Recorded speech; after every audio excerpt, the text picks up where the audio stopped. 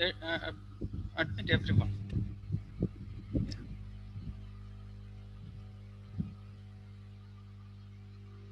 Yeah.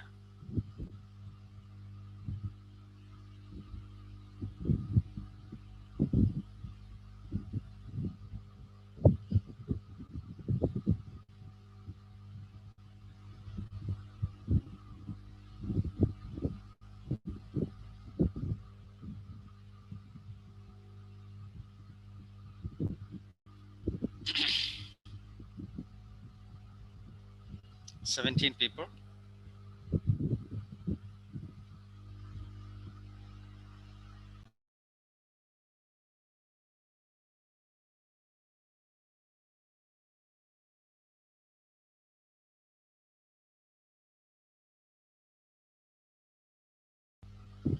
Getch, in another 1 minute we can start.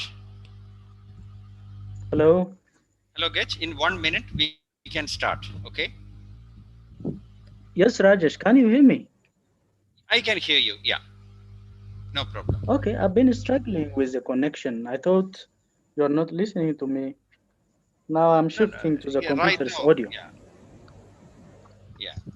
Okay. In So 1 minute we have I have to start. properly shared the screen? I mean the PowerPoint? You have already the screen? But I can see your screen, but you have to make it full screen like you did previously. Yeah, yeah, Yeah, this yeah. one. This is correct. Can you see now? Yes, yes. Yes. You, I Yeah, think I'm sorry. I'm doing it from my home. no problem. It's not office hour now. Yeah. It's okay. I You think may it's not be time. having a good background. Yes, of course, everything is fine. Yes. All the Everything best. is Yeah. fine. We can start. We can. Yeah, you may not be enjoying a good background, but it's okay, I think.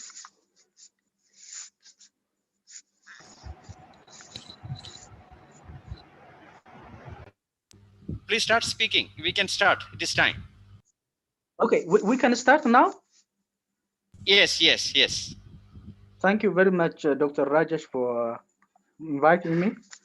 So, everybody, good afternoon, good morning, wherever you are.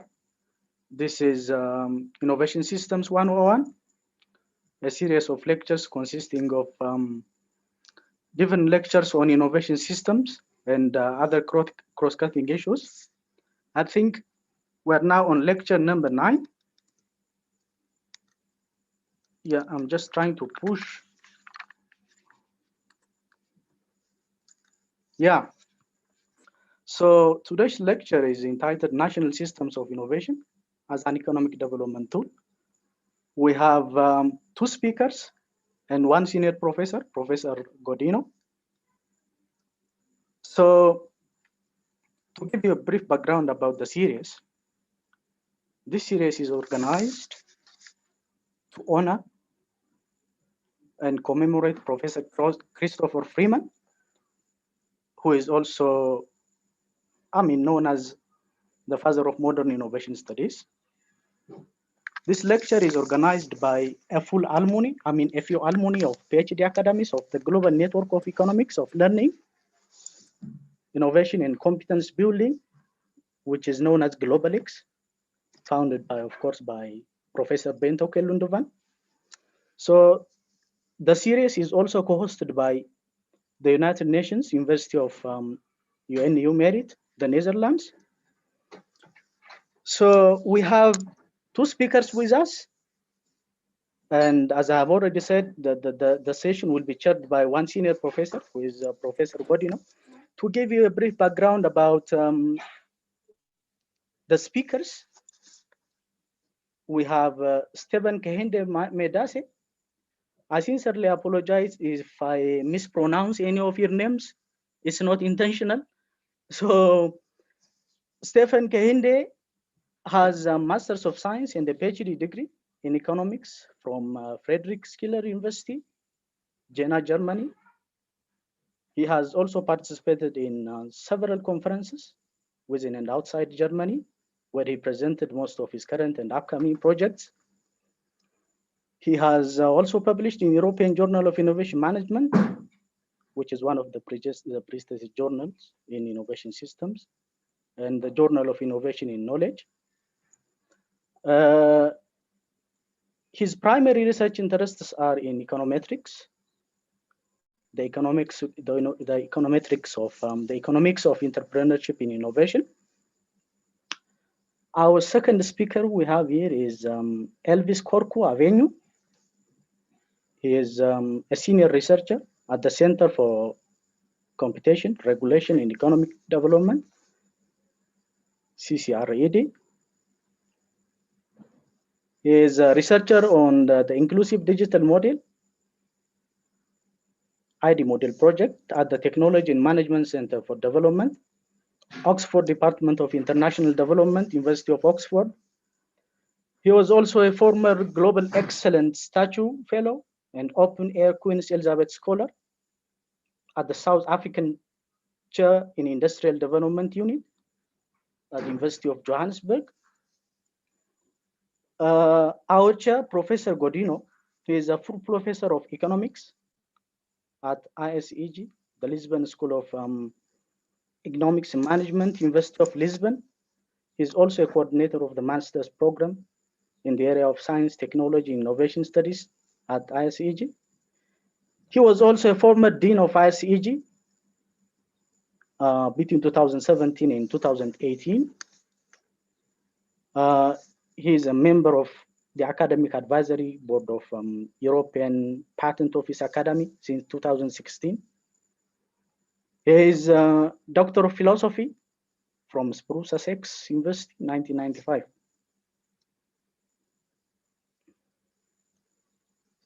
I think now I can pass to...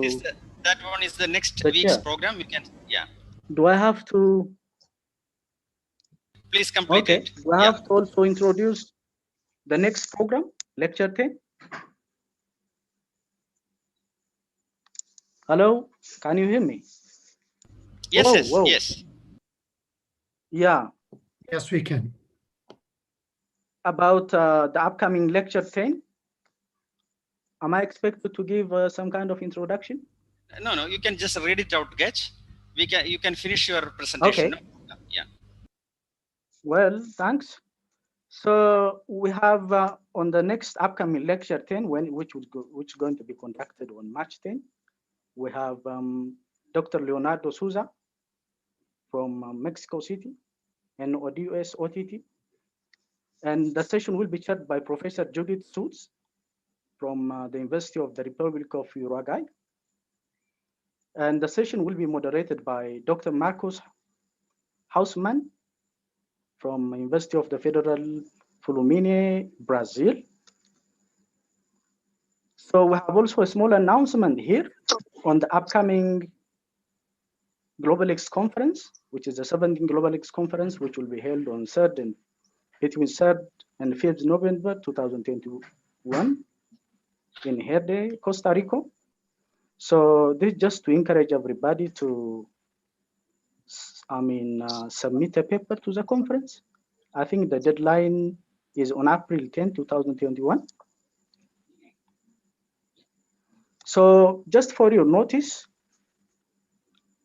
this Zoom platform is provided by the United Nations University of Merit, Maastricht Economics and Social Research Institute of Innovation and Technology, UNU Merit. So it's being recorded and it's only for academic purposes. Yeah, so we have 2 panel discussions maybe today. Yeah, so now I can hand over to the chair, Professor Gaudino. Yeah. Hello?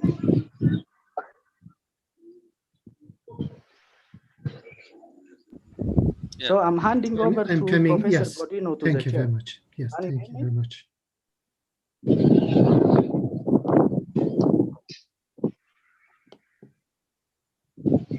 Thank you very much.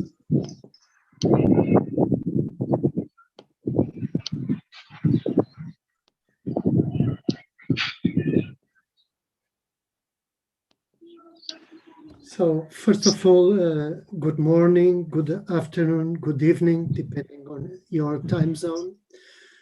Thank you very much, Getashu, for the introduction and the presentation of the speakers. It's a big, big pleasure to be here in this session of the Freeman Lectures, the Freeman Lecture Series. I would like to congratulate the organizers for this fantastic initiative that grows from January to April. And I think that in the end we'll have a very, very positive balance. I've not been attending all the lectures, but so far what I've been listening and following have been providing a very interesting debate and interesting interaction, particularly in this year which we cannot be face-to-face in physical conferences. We hope that maybe in a few months' time that will be possible, but so far we have not been able to do that, so it's quite important, this kind of interaction.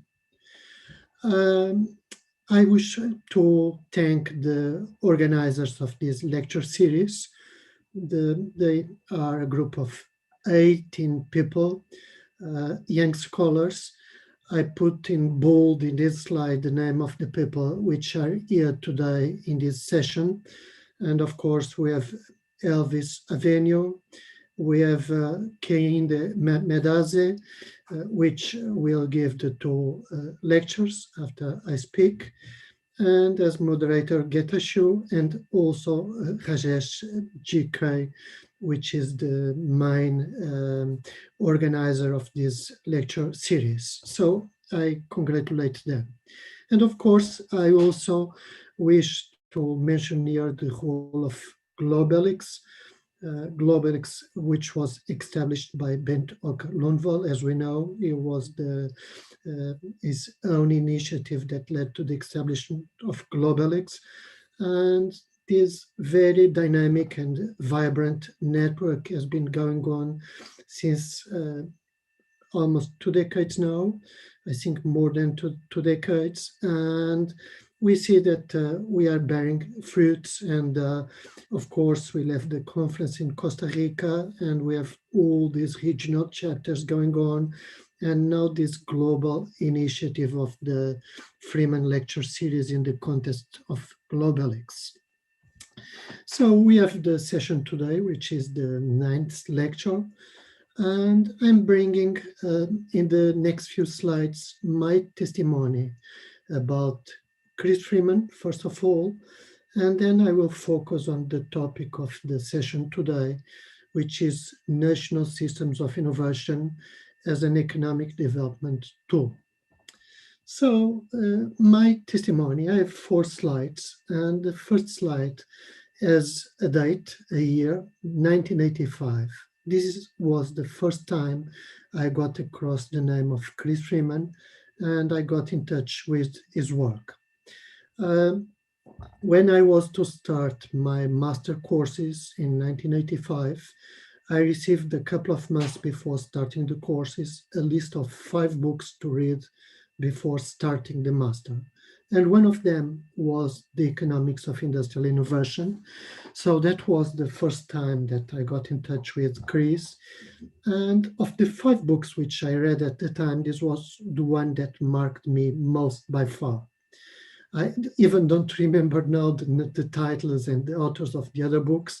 And this one, I kept it, and I have still it in my own library at home. What we have here, it's the first edition of the book, which was published in the mid-1970s. When I read it in 1985, the second edition was already published, but it impressed me very much, this book, the intellectual contribution of Chris Freeman and his insights about innovation and about the dynamics of economic and technological change. So the second time I contacted Chris was when I joined SPRU as a PhD student. He was not my supervisor. My supervisor was Kees Pavitt, one colleague of Chris at SPRU. But of course, I had the opportunity to contact Chris several times. And I have here several references in this slide.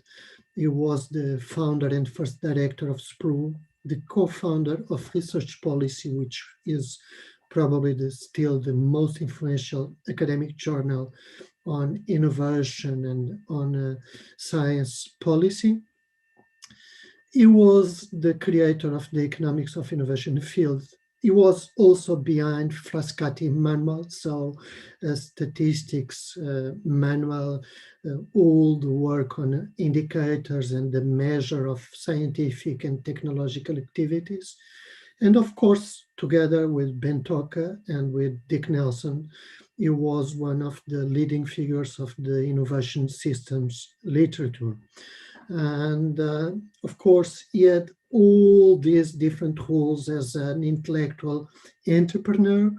But from my contact with him, I was very much impressed also by the person himself, a very caring person, very helpful with the students that approached him, and a fantastic person, not just in intellectual terms, but as a human being as well. So when Chris died, I wrote on the internet site that was receiving tributes to his person several sentences, and one of them, which I bring in this slide, is this one: the economist that most influenced me. So simply, this is the way that I still view Chris. And a most recent date, to 2020, just a few months ago, I was invited to lecture in a course about the economic services of ecosystems. And most of the students in that course were not economists, so I had to tell them a little bit about how economics deal with innovation. And I had in the same slide these three guys here, which I am sure you can recognize: Adam Smith,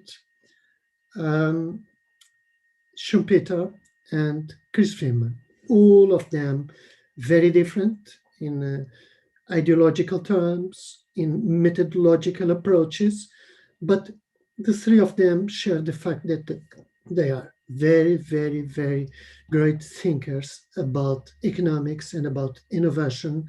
And I think they are at the same level in their contributes to the economics discipline.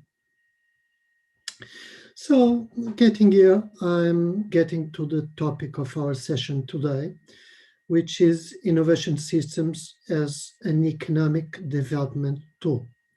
And I have here two slides. This first one about innovation systems, how this concept, how this theoretical framework has been used in the context of economic development policies. So in this slide, I highlight the past role of the innovation systems concept. And what have we learned from the use of this concept in the context of innovation policies and economic development policies? What have been the effects and benefits of using that concept in the context of economic development? And what have been the major difficulties and challenges arising from the use of this concept in the context of economic development and the promotion of economic development policies? So I think that by the end of the session today, I hope we'll be able to provide answers to some of these questions, or at least to have some insights into some of these questions. So this slide was more related to the past, and this second slide has more to do with the future. So how much can the innovation systems concept still provide to improve economic development conditions? And still, just because the concept has already been used, so it has given a certain contribution, but for the future, what are the expectable contributions of this concept in terms of economic development policies and contexts. So how should the concept be adopted? How its adoption is contingent on local conditions, and we have very, very different situations in Africa, in Latin America, in developing countries in Asia, so very, very different situations. And of course, there is an issue that worries me, which has to do the coordination between the national context and external factors. I think that innovation systems concept focus very much on the national dimension, not so much on this coordination with the external aspects. Of course, there is some research on that, but that still is an aspect that worries me. And I think that by the end of this lecture, I hope we'll have some insights also in relation to these questions which I have in this slide. So I think that for the future, we have several challenges which have to be addressed in the context of economic development, in the context of the promotion of development policies, and in the way we use and integrate the innovation systems concept in this context. So, of course, we have the challenges which have been brought by the targets associated with SDGs. We have the problem of the climate crisis and the need of all the planet finding a path of sustainability. And of course, related to that, we have to manage the energy transformation of the planet. But at the same time, we are facing challenges which have to do with the advancement of the new technologies which are related to IT, with artificial intelligence. We have all these challenges associated with digitalization. But at the same time, we have the classical challenges which have to do with inclusion, with fighting exclusion, and of course, this has to do with the role of women in development, but also of very many different minority groups which have to be associated and integrated in the development process. So we have to fight exclusion, and this is more on an internal dimension in the national context, but also fighting exclusion in the international context, in the international framework. So we have to fight for global equity, and we have to fight for convergence. And my last two slides, the two slides which I will show next, have exactly to do with this topic of convergence, which I think is very much in the center of our discussion today. So in this first of the two last slides that I want to show, I have some information on scientific publications. And the indicator which I have here, it's the number of scientific publications per capita, or better, number of scientific publications per million inhabitants of each country. And the information covers a period of 23 years between 1996 and 2018.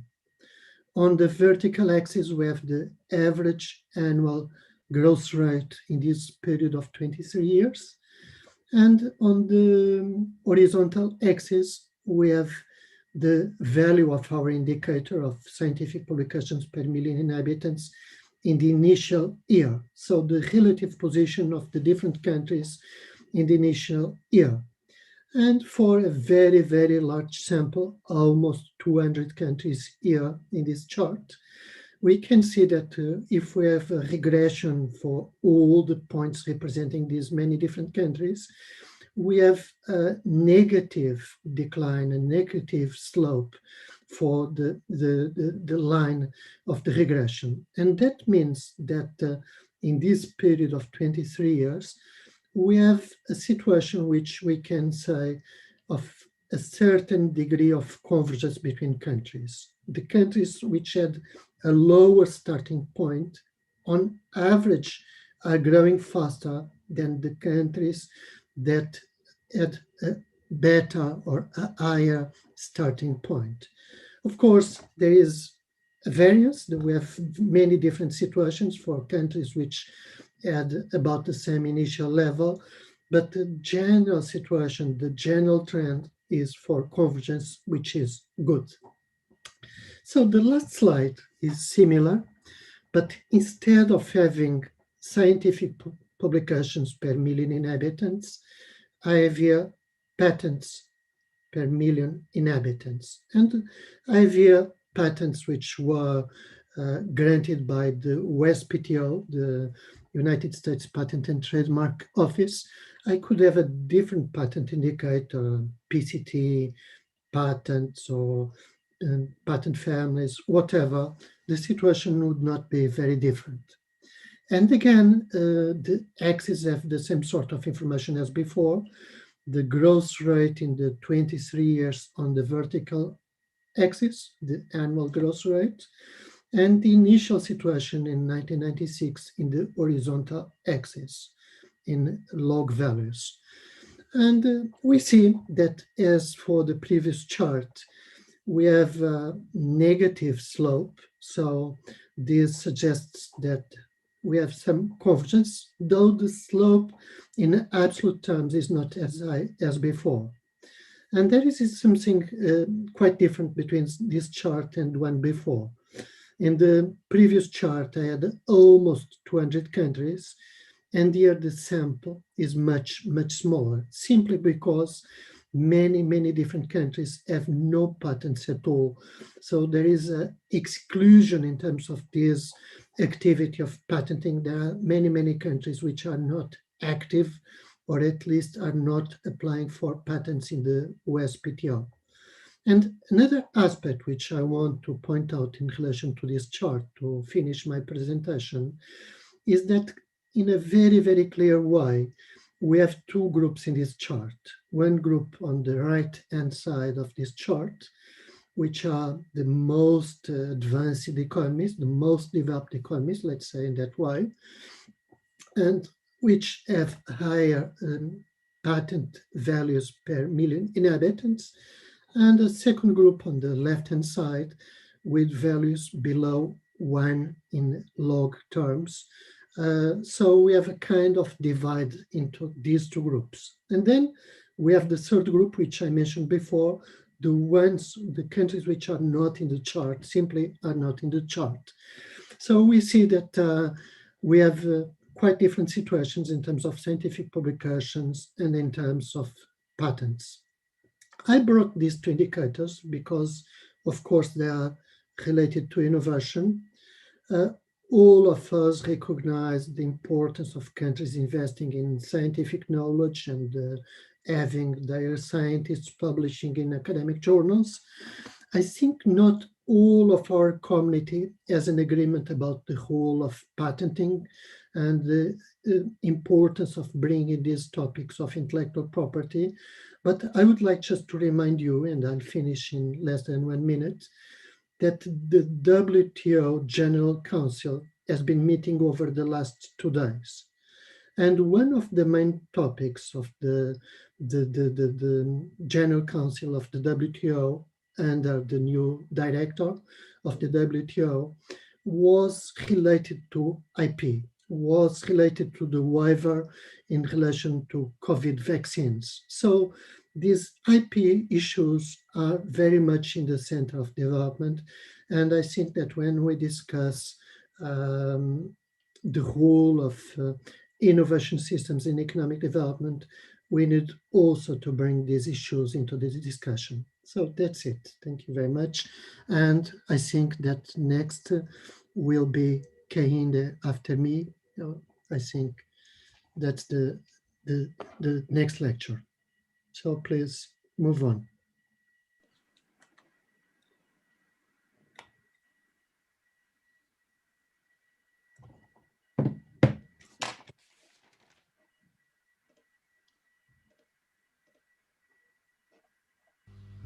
Yeah, Kehinde, you can take over, please. Thank you. Just getting in.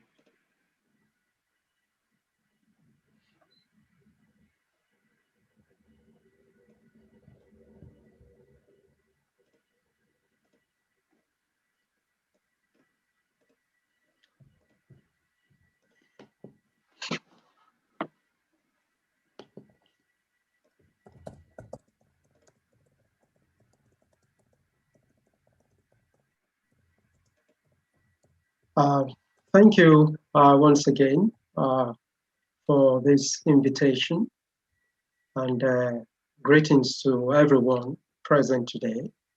I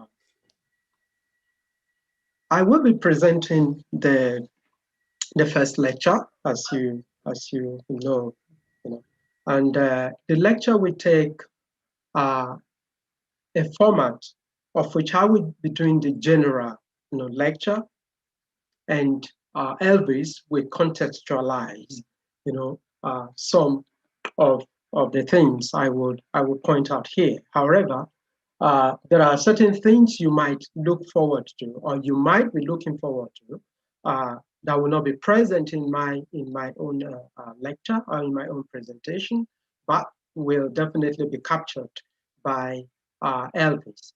So it's indeed a pleasure, and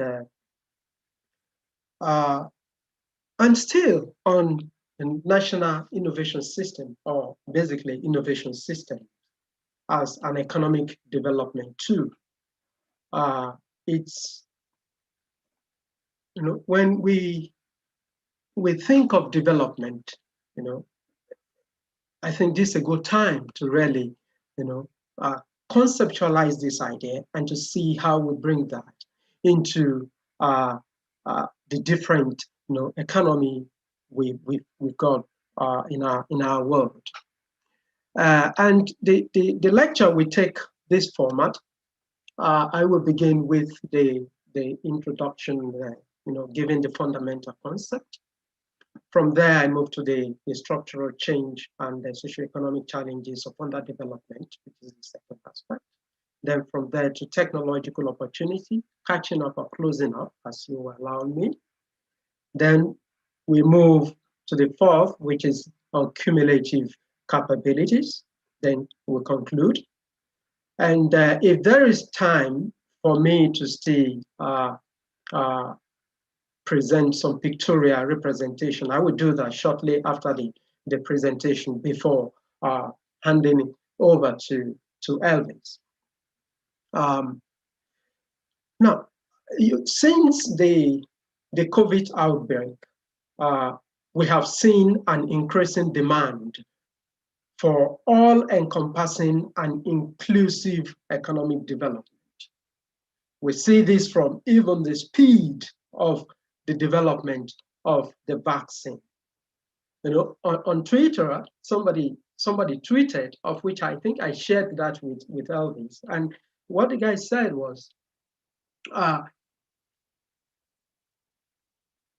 it takes less than 4 months to develop a vaccine than reviewing a paper submitted to a journal for publication. And this tells us, the degree to which development, can actually drive some degree of urgency. And this actually comes about as a result of innovation and its fluidity and its continuation. So innovation, as we know it, is to combine resources in a new and more productive way. And we have these, as a concept from Joseph Schumpeter. Then when you move down into the concept of national innovation system, and you will see that, importantly, institution, public, private, are highlighted with the definition of, national innovation system as put forward by Freeman. Then if you look into the definition of Lundvall, and you look into, the different wordings, you will also see something also similar to what we have in Freeman's definition of innovation system, as knowledge being important. That if you move further to Patel and Pavitt, you also see the relevance of institution and knowledge, skill, and how learning can allow, the breathing of national innovation system within, a country and across the globe. So the national innovation system or national innovation system itself is a developmental tool even before conceptualizing this lecture. Then when you look at that as being fundamental to economic development, you will see that in the definition of economic development, you will see the interplay of words, the overlap of words, and you see something like work for skills, technology, information. And all these are also present in the definition of the National System of Innovation or National Innovation System. So that tells us that, National Innovation System in itself is encompassing. However, the driving force of these two is actually contingent on what we call the social capacity. And this social capacity, we look at the institutional dimension. So when we look at economic development, we say economic development has got three values. And one of them is actually sustenance, one is self-esteem, and one is freedom from servitude.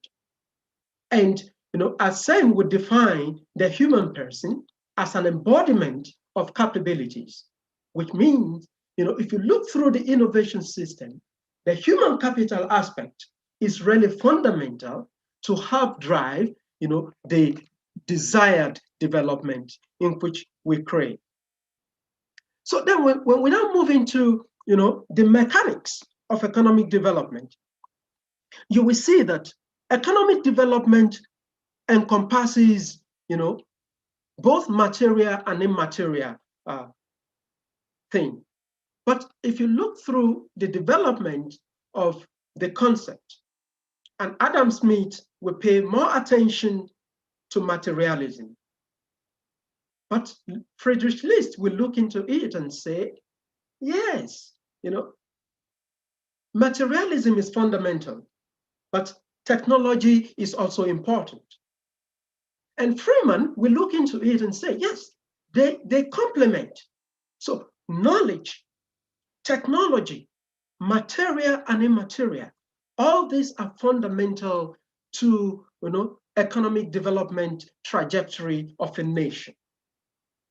And that informs us to assume that economic development is not just driven or can be driven by the national innovation system, but the national innovation system is a nucleus of the national economy. So which means the national economy actually nurtures the national innovation system to make it an encompassing and inclusive tool for development. So if you want to advance economic development using the instrument of national innovation system or innovation system, the importance of technology and skill is fundamental.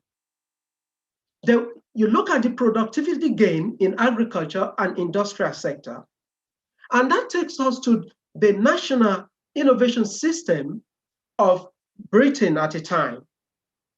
And when Freeman looked into the national system of Britain and that of the United States, he highlighted three fundamental concepts that actually pushed that of Britain. He said, one is the civic partnership, two is the scientific orientation, and three is the institutional capacity. These three actually were relevant to the national innovation system of Britain to create this productivity gap that was experienced at the time. When Freeman Freeman went further to look into how then the United States, able to, take advantage of the growth in Britain to leverage the growth in United States. And it happened that what was actually fundamental was organizational capabilities, human capital, and all these, contributed significantly to the growth of innovation system, within the British national innovation system and that of the US. Then the question we ask would be, then how, would developing countries leverage this to chart developmental course? What is also fundamental is that intangible investment in knowledge accumulation is considered, instrumental to this knowledge, evolution in supporting how the innovation system could be a tool for economic development. So learning to produce and learning to innovate is tend to be fundamental. If economic development will have to be advanced through the national innovation system. Then we also see that development of entrepreneurial culture, as highlighted by Freeman and even Schumpeter himself, is considered fundamental to this. Then we have indigenous innovation and investment. We have complementing these subsystems in terms of science, technology, economic, politics, culture, national, subnational system, their complementarity are considered fundamental, to the cause of development. And another fundamental aspect is the employment generation and the informal sector integration in global value chain and making them resilient and dynamic to adapt to the system. So the question would then be, what could be the basic socioeconomic challenges that would undermine even the efforts of actors to use national innovation system as a tool to advance development? And here are some of the highlighted, socioeconomic challenges of underdevelopment.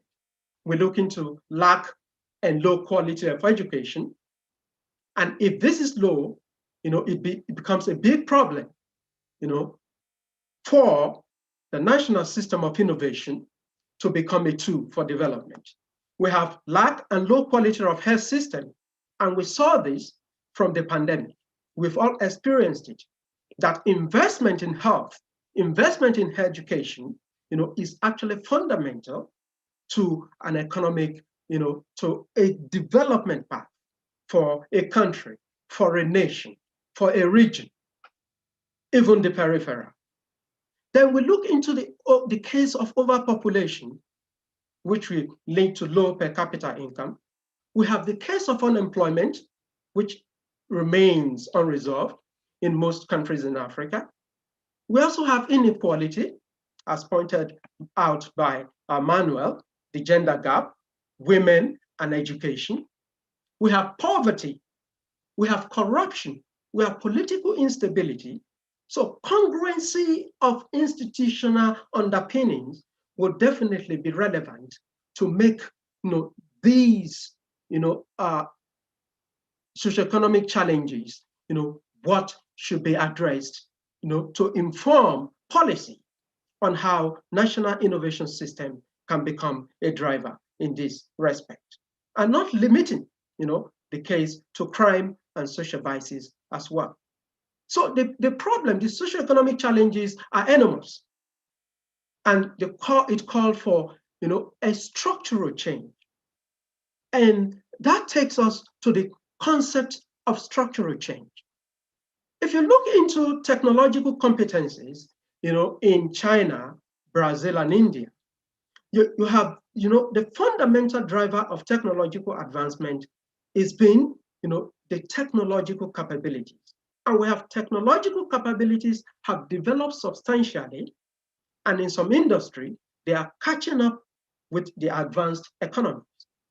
Since 2000, China and India have witnessed a swift surge in patent application.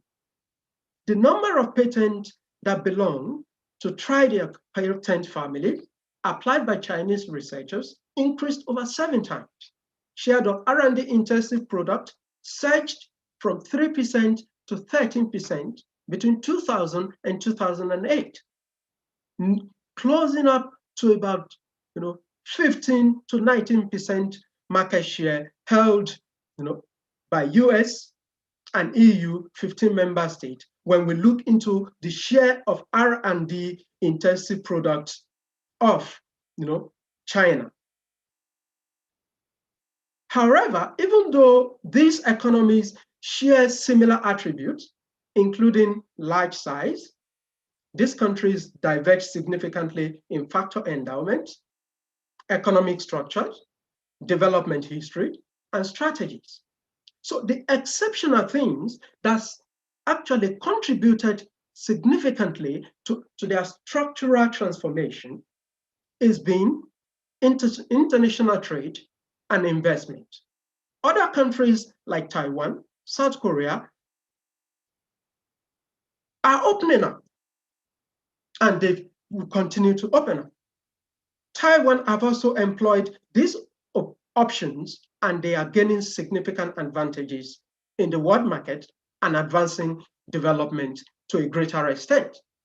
So that calls, for a quest for the structural change to take place. And structural change, as we know it, denotes the dramatic shift in the way a nation, a region, a firm, an industry, market functions, typically brought about by major economic development. So the fundamental to implementing a structural change is the dynamism intrinsic in the system. And one of these dynamism is the fact that social capacity is fundamental. Institution is fundamental.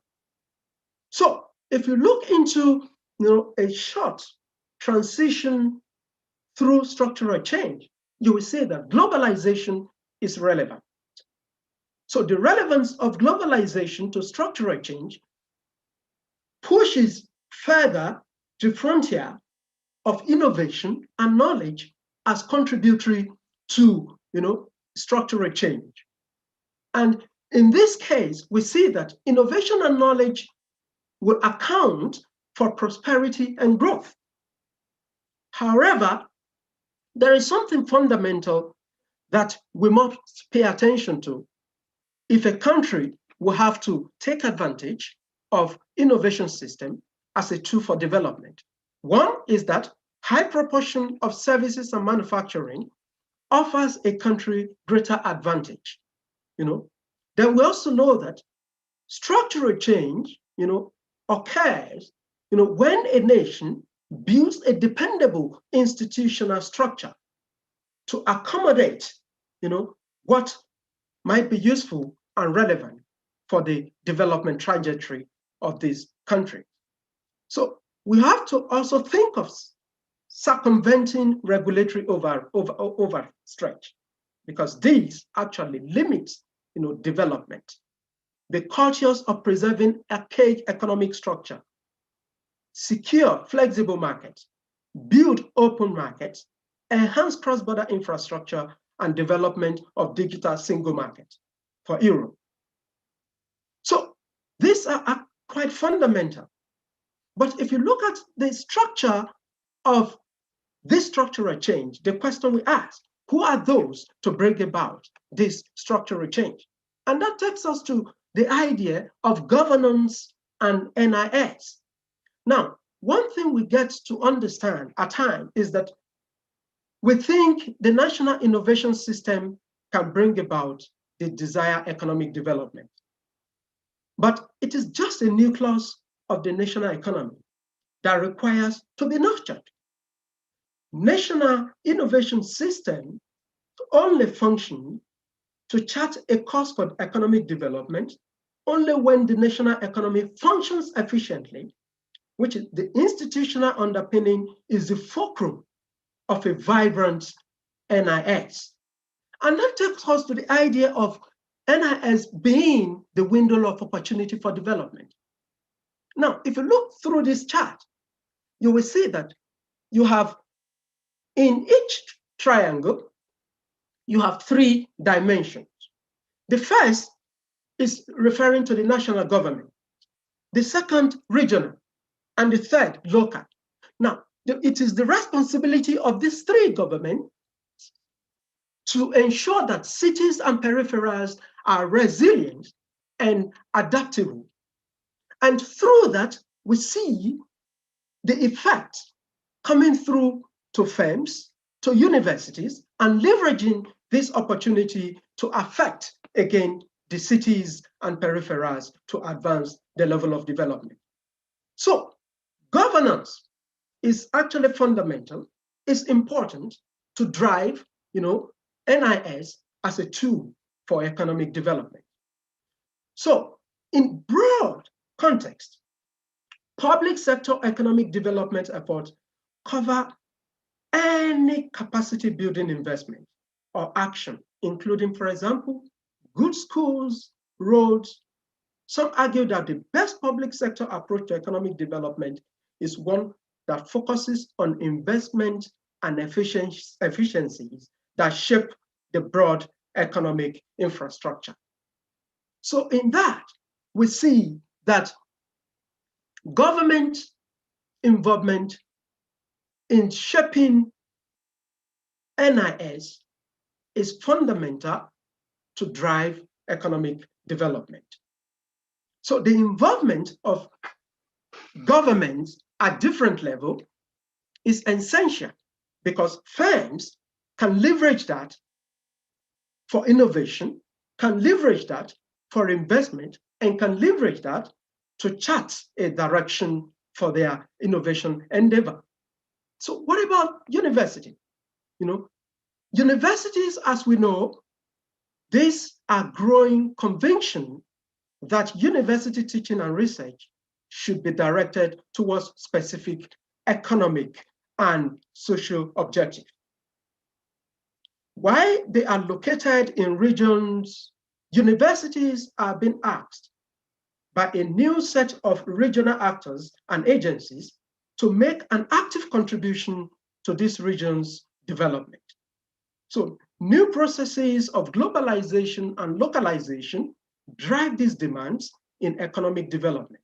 The local environment is as relevant as the national macroeconomic situation in determining firms' ability to compete globally. Within this environment, the local availability of knowledge and skill is as imperative as physical substructures. As a result, regionally engaged universities can become an indispensable locational resource and driving force for economic development. This, in fact, will stimulate economies catching up or closing up process. Since the outbreak of COVID-19 and its variant, we have seen how dependent our society and activities are, relying heavily on technology. This has, in fact, pointed to the fact that technology infrastructure is fundamental. Its development is fundamental. Its adoption is fundamental. And that leads us to the concept of economic catching up, in one way or another. Now, the emphasis upon intangible capital knowledge and technology has become even more clear in recent theories of economic development, pointing to capabilities and innovation systems as crucial for economic development. Technological opportunities, that is, increasing the capabilities of firms to learn and be aware of superior technological opportunities, is very, very vital to their catching up process. Now, it is important to link firms to strong knowledge bases in universities and other research institutions in alignment of incentive. For instance, collaborative R&D and innovation networks. In a more mission-oriented approach, technology policy should create enabling avenues, technological push, cum societal impact to advance the developmental trajectories of nations, of countries. So technological opportunities and capabilities, are really fundamental, in order for a country to think of closing up, to think of catching up. We also think of incentive, which is really and highly fundamental, and innovative firms must be able to transform any technological vintage into market share. It creates room for less creative rivals. Hence, our probability must be sufficiently strong to temporarily protect the rents from superior innovation performance, just as Manuel mentioned regarding patents. However, there is still conflict between openness and appropriability. Competitive process cannot be too fierce without undermining the incentives which ensures its continuation. So, general technology must be publicly funded where incentives are weak, for example, basic research. Then we also look into resources. There is no assurance that firms capable of making the most valuable innovation have access to necessary resources. Capital markets are incomplete.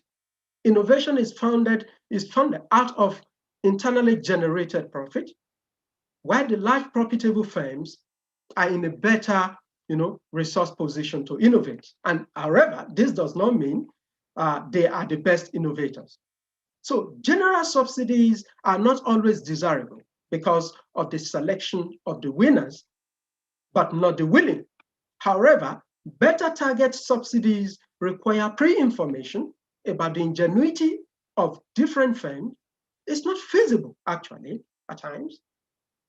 Differences between available resources and the potential to innovate is likely to be greatest with respect to small firms. Capital market imperfection and the burden of risk are probably the most severe for SMEs and informal businesses. So there will have to be an avenue where the informal sector, the SMEs, are brought to understand the concept of this catching up and how this opportunity can be leveraged in order for them to advance in their development and growth trajectory. So targeting rapidly growing and advanced technologies is the advantage of catching up countries. However, Freeman indicated that it's more than that. Forging ahead is crucial. So, how then would firm, think, or would a nation think of catching up specifically? We have globalization, which is the concept of open innovation. We have dynamic technology, which is flexibility and adaptability. We have size of the market, domestic market. We see Brazil leveraging that. We see China leveraging that. We see India leveraging that. So why won't other developing countries, other countries in the South, leverage the size of their domestic market to catch up? Learning capability, absorptive capacity, spillover, and resilience. These are fundamental. Firm strategy in terms of market-oriented innovation, cost advantage, technology-oriented innovation, these are also fundamental. However, the role of government is even more crucial than anything. And that is why, if you look through the neoclassical approach, the neoclassical approach highlights that in technological advancement and in technological catch-up, economic incentive is actually vital. Competitors, market structure, market share, and demand potential are really important. Then if you look through the evolutionary approach, The evolutionary approach looks into creativity, absorptive capacity, learning, and links with science as even the most fundamental to the ability of a nation to close up. So that leads us to the idea of knowledge accumulation, which is fundamental for innovation, which is relevant for innovation. Then we look into this idea of building, accumulative capabilities as also important to chart the course for development. That knowledge as input and output of innovation process is greatly important to drive development. According to the resource-based view of the firm, firms are a collection of resources and capabilities that are combined and coordinated for competitive advantage.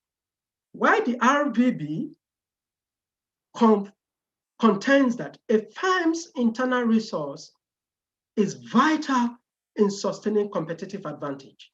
A body of work also tells that the utilization of these resources indicate that value capture must be extracted if they utilize these resources in a smarter way.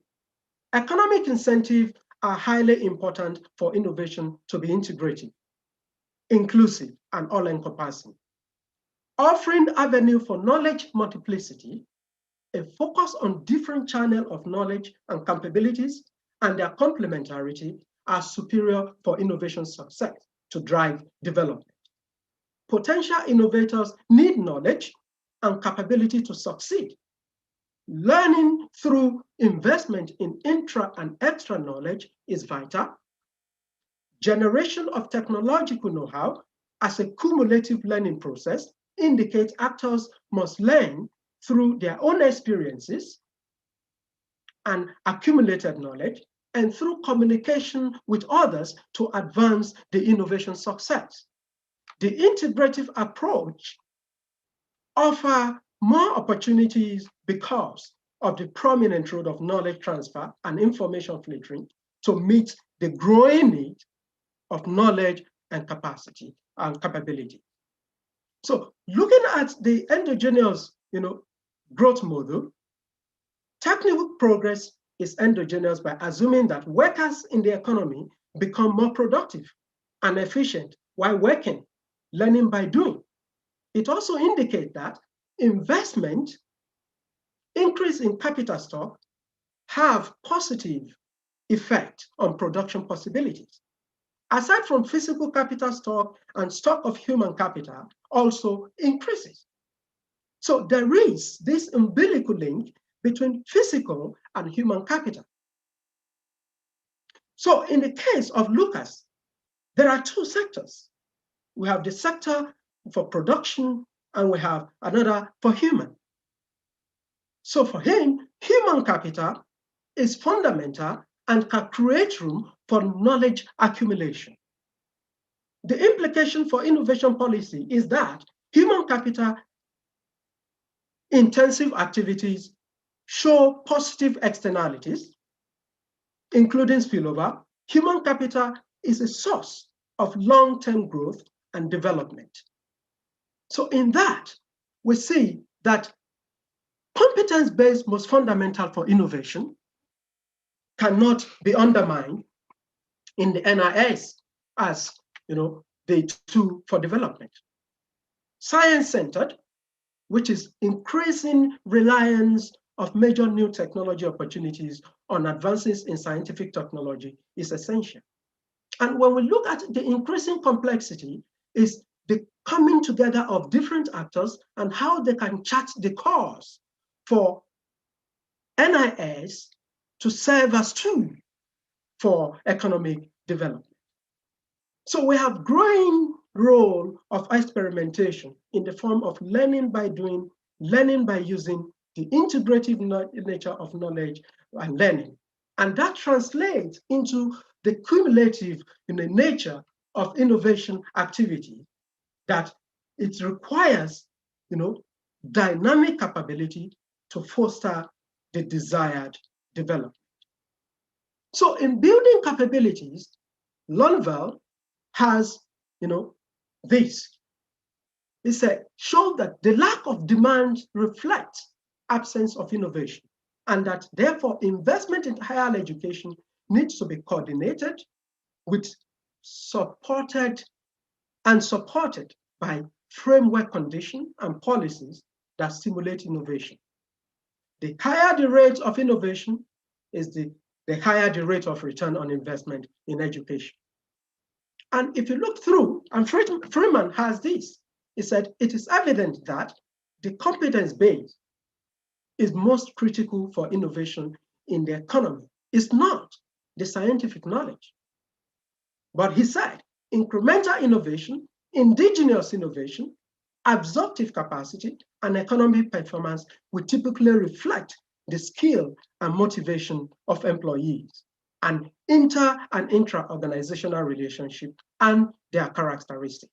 So when you put all this together, we see that capability building and its accumulation revolves mainly around the human aspect, but institution is also fundamental to make this work.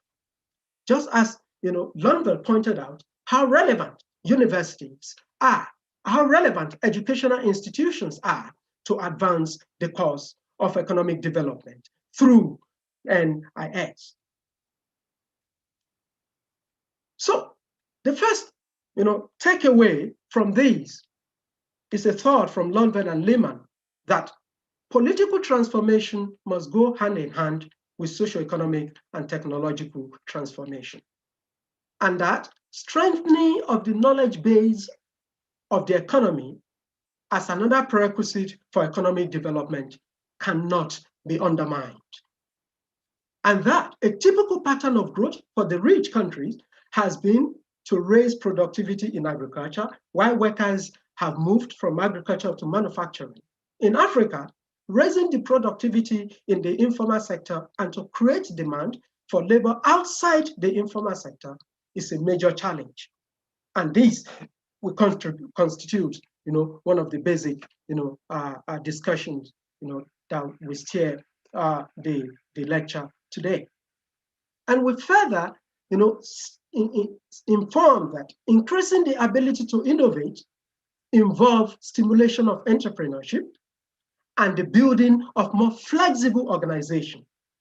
This implies a selection of people and institutions that are more change-oriented, and this further increases transformation pressure.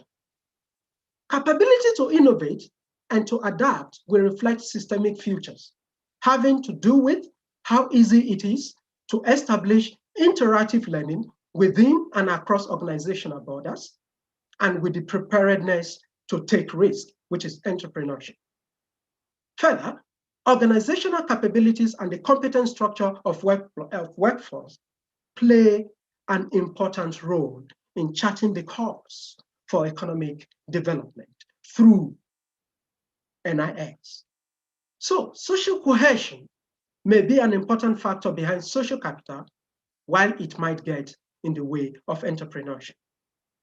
The economic structure and the current institutional setup, both with historical roots, need to be analyzed and understood in order to set policy priorities to advance this development. Then we have scholars also reflecting on technology, and this is what they have to say. And a contributory part to this lecture is that, but even the most adequate technologies developed abroad will need to go through a transformation process to become both efficient and inclusive in the specific context. So the fact that solutions may be adequate has little to do with the technology source, but depends on the contextualization and the adaptation of the technology into the local context, and building absorptive capacity in the informal sector and agriculture requires new types of policy initiative to drive this development. So in a nutshell, NIS is a fundamental tool to drive economic development if it has the enabling environment to breed, because it is a nucleus of the national economy. And until the national economy functions, NIS will also function, so effectively, taking the positivity from national economy to drive the desired economic development that is required for countries to advance in their innovation endeavor. Thank you.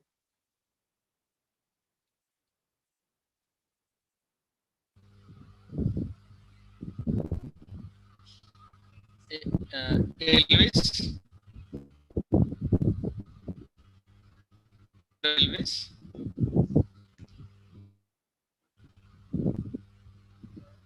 I'm right here. Do you hear me? Yes, yes. Very good, very good. Yeah. Bro, You're audible. Yeah. yes. Thanks, Rajesh and the organizers for the invitation. And as well, thanks, Manuel and Kehinde for making this presentation quite an easy one for me, given that you've already sort of prepared the background in terms of the theories and some of the key issues that needed to be discussed in this particular lecture. So to bring the issues even much closer, I have rephrased the title of my lecture a bit into a question as national innovation systems, an economic development tool in Africa. It is not my intention at all to answer this question. Probably you might take some optimism from Kehinde's presentation, but it's not my intention at all, but rather to add some questions that will be much more useful in our discussion. As an outline, I would start with by providing a brief background to some of the key issues, particularly on the African continent. Then I would also briefly try to put some of these things into a historical context, and then from there trying to delve into the national innovation systems in Africa and how it is sort of being implemented in a way. I'll share some final thoughts in my final slide. So to start with, between 2011 and 2013, there was a high optimism about Africa's future and growth prospects. And these were sort of displayed quite globally on three very international magazines, right? Africa Rising, Aspiring Africa.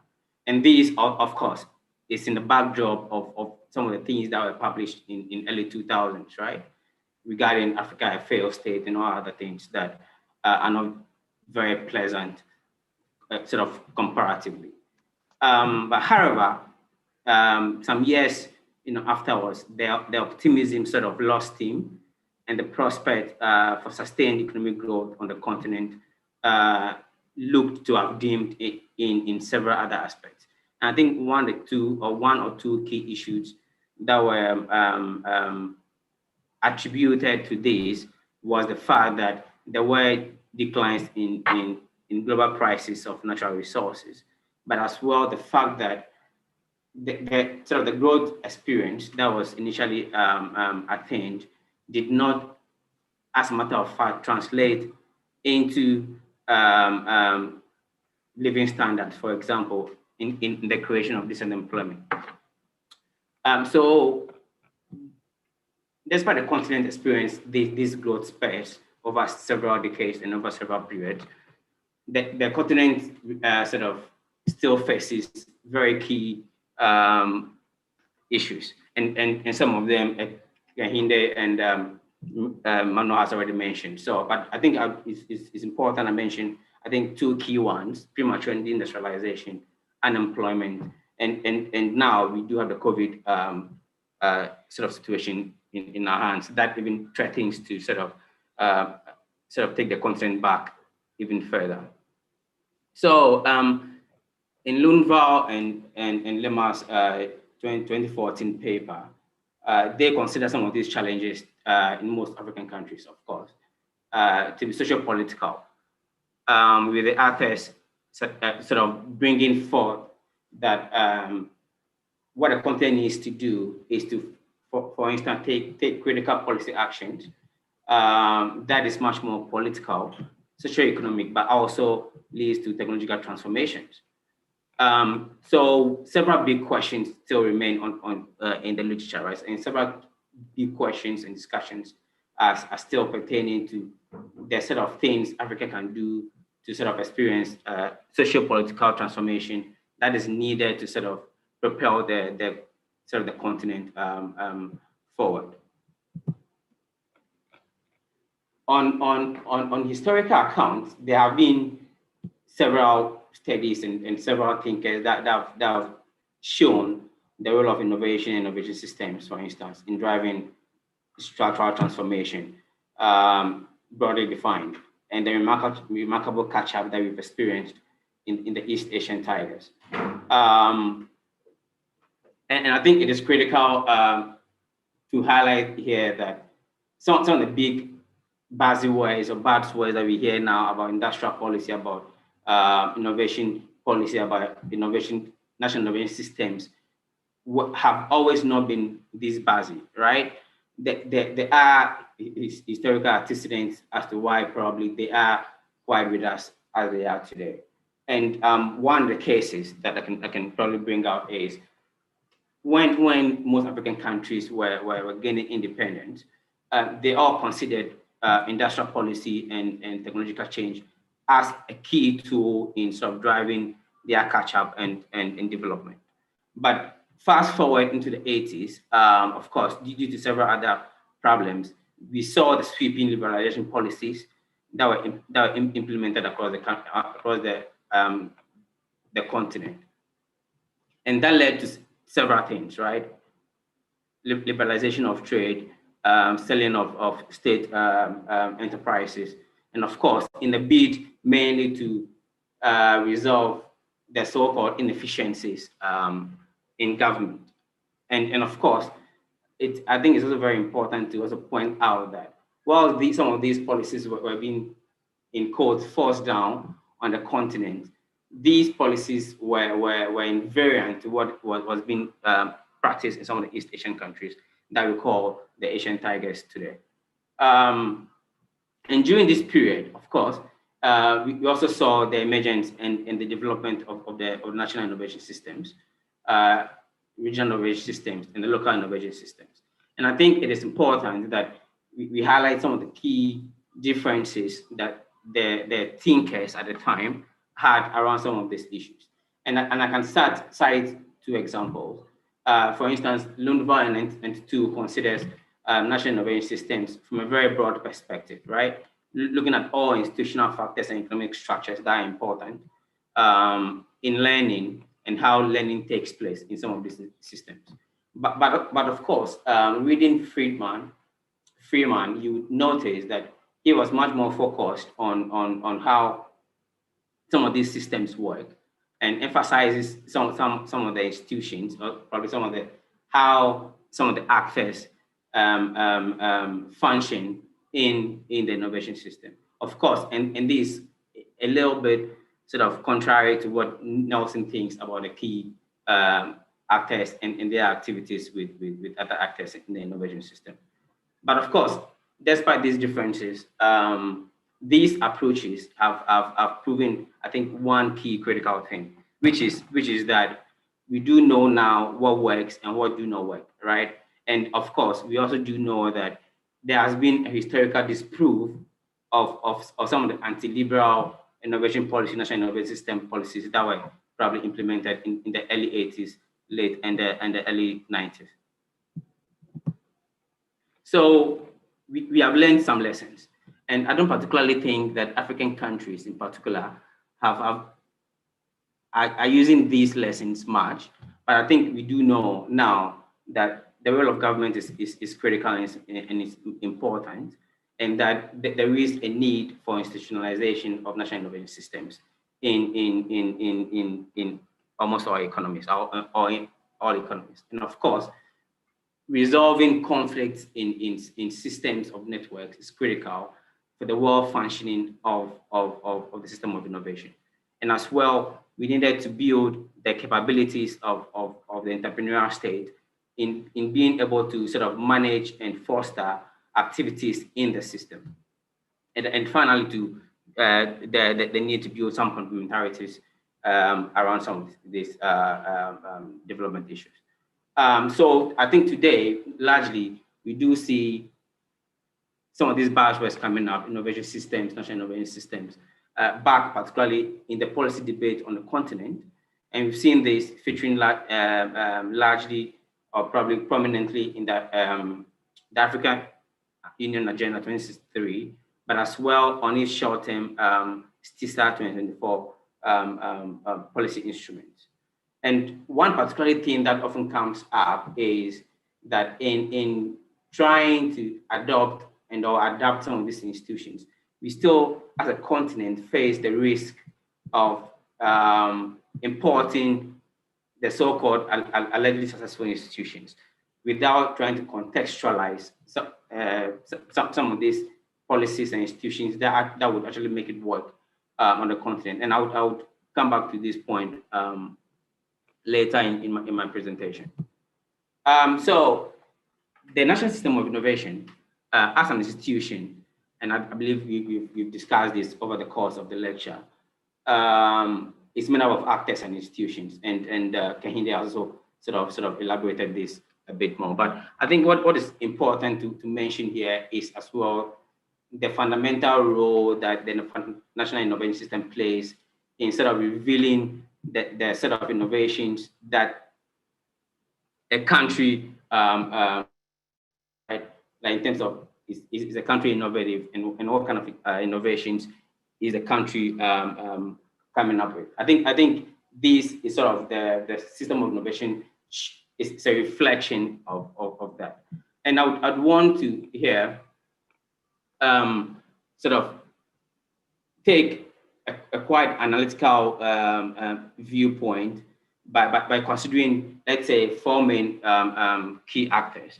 Not necessarily to repeat what Kehinde has already done, but to emphasize the point that most of these actors, or all these actors, have linkages or are linked together, and the linkage sort of serves as a source or as a medium of communication. Firms, the government, and learning institutions, and the individuals that we do find in the innovation system. And I think one of the critical things that is very well apparent in this linkage is often missing or not operational, quite ineffective in connecting institutions in national on the continent. And I think this, of course, needs some policy instruments in order to sort of try to establish good connections as to the sort of human capital that is required by firms in order to probably propel countries to the innovative frontier. And of course, and how much taxes firms also pay to government in return for some of these activities, right? So some of these linkages need to be established much more fruitfully. But as well, I think one interesting thing that I would want to focus much more on is the fact that in the national innovation systems that are often implemented on the continent, we do see largely a missing factor, which is the informal economy. We do know from the literature that the informal economy is significant on the continent, contributing largely to employment, GDP, of course. For instance, in Cameroon, the informal economy employs about 90% of all workers, and as well in Nigeria and others, Ghana, it ranges between 78% to 80%. So there is also evidence to indicate that there are innovation activities happening in the informal economy. And these issues are also very important. So what I would want to show here is not necessarily to explain this chart, but to indicate how the informal economy can fit into sort of the national system of innovation, because often the excuse being given is, oh, we don't know what the informal economy is, we don't know where they are, and they are often missing in policy reactions. So how then do we incorporate them in some of these frameworks? And I think this is by Jeremy Dibia and his co-authors, that shows how innovation, informal economy and then in the semi-informal economy sort of interacts and engages in other activities that can propel innovation activities on the continent. So I think on this slide, I would want to consider national innovation systems and the role they could play in resolving some of the key critical challenges that the continent faces that we have highlighted over the course of this lecture. And of course, we do know that the climate problem is real. We do know COVID is here. We do know there are issues with GVCs, and we do know there are issues with innovation. And I think Mazzucato sort of puts all these difficulties, all these problems as grand challenges, right? And indicating that these wicked challenges are linked and complex. And because of this very complexity and interlinkages, makes them very difficult to sort of resolve. And there is the need for mission-oriented innovation policies to sort of transform these challenges into problems in order to sort of use policy actions to resolve. And I think there are a couple of books on some of these issues.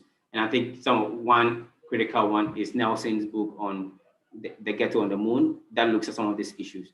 And as well, Mazzucato has a new book on these issues. So looking at the climate crisis, we do know, of course, it is here. And we do know that it impacts developing countries even much more than developed countries. Though in the process of development, we would say that developing countries have contributed less to the climate problem as compared to developed countries in terms of CO2 emissions and other things. But because one of the arguments being made is because African countries do not have an industrial base, they could use sort of the green industrialization strategy in order to sort of restart their industrialization drive in order to grow sustainably. And of course, this is a dual challenge, right? Because industrialization on itself is expensive and critical, and we don't, in a large extent, don't have the capabilities to effectively undertake. Whilst now we have to undertake green industrialization, and these are issues that need to be discussed, and these are issues that need to be sort of discussed, without, I would say, without emotions, I would say. And the next key issue is COVID. We do know as well, COVID has upended our lives in various forms.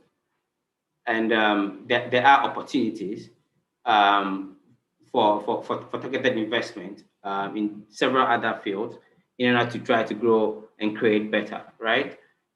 We do know that probably GVCs are no more very effective, but it might be regional value chains. So how can African countries create some of these regional value chains in order to grow and grow sustainably? And of course, the last point I want to touch on is the GVC participation and upgrading of developing countries, particularly in Africa. One of the key challenges African countries face is a difficulty in sort of integrating themselves into global value chains, but as well upgrading in these chains if they get to enter. And of course, we do understand now from the literature as well that the most or the highest value added and the benefits in the global value chains are when you enter, but you are involved in the production of the value added sections of outputs. I do have some commentaries on some of these things, but I think I can leave that now for the discussion later on. So in essence, I think there are discussions as to for African countries, particularly to develop, we need to consider some of these issues as from a very grand, challenging thinking perspective, where we take the national innovation system contextually as it fits into the context. Then we do a precise diagnosis of what works and what does not work, what we can improve in the system, in order to probably have a very broad NIS theoretical approach in order to resolve some of these challenges. And of course, one thing that keeps coming back as well is the need for strategic investments in the national innovation systems. And I want to focus on that on the next two slides briefly, regarding the role of finance in innovation and in system of innovations. We do know that innovation activities are expensive, and of course they are risky. So firms that are constrained by financial resources would prefer not to engage in risky innovative activities than otherwise. So there is need for policy action to stimulate innovation in firms and stimulate innovation interactions that lead to innovations in national innovation systems. And of course, this brings forward to the role of strategic investment, right? Where in the literature has been highlighted that governments need to identify and determine what specific sectors are critical for growth, and the ones that have the highest sort of backward linkages in order to propel other industries in the innovation process. So some final thoughts. I think there is a plethora of literature indicating or pointing to the fact that innovation is fundamental. And I think this is no more an argument. Innovation is fundamental to economic progress of countries, particularly these days for developing countries. And we've seen that in the production of the COVID vaccine, right? And innovations occur in systems where we do see various actors network together to engage in some of these activities. So a well-functioning innovation system is critical for innovation, particularly for economic recovery on the continent.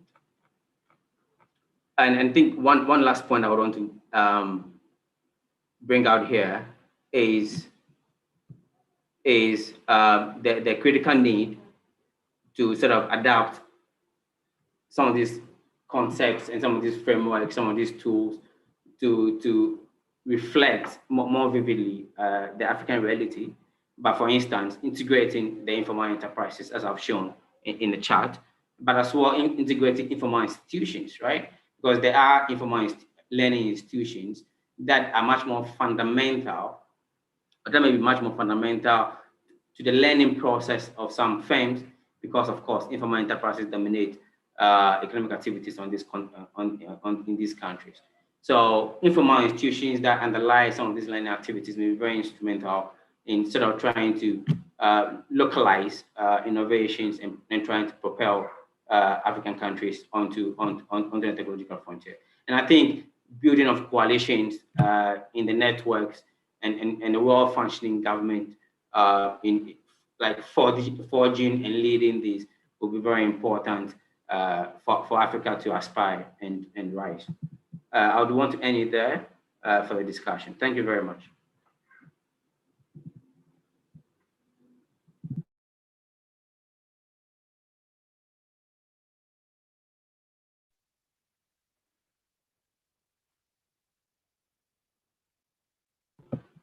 Hello?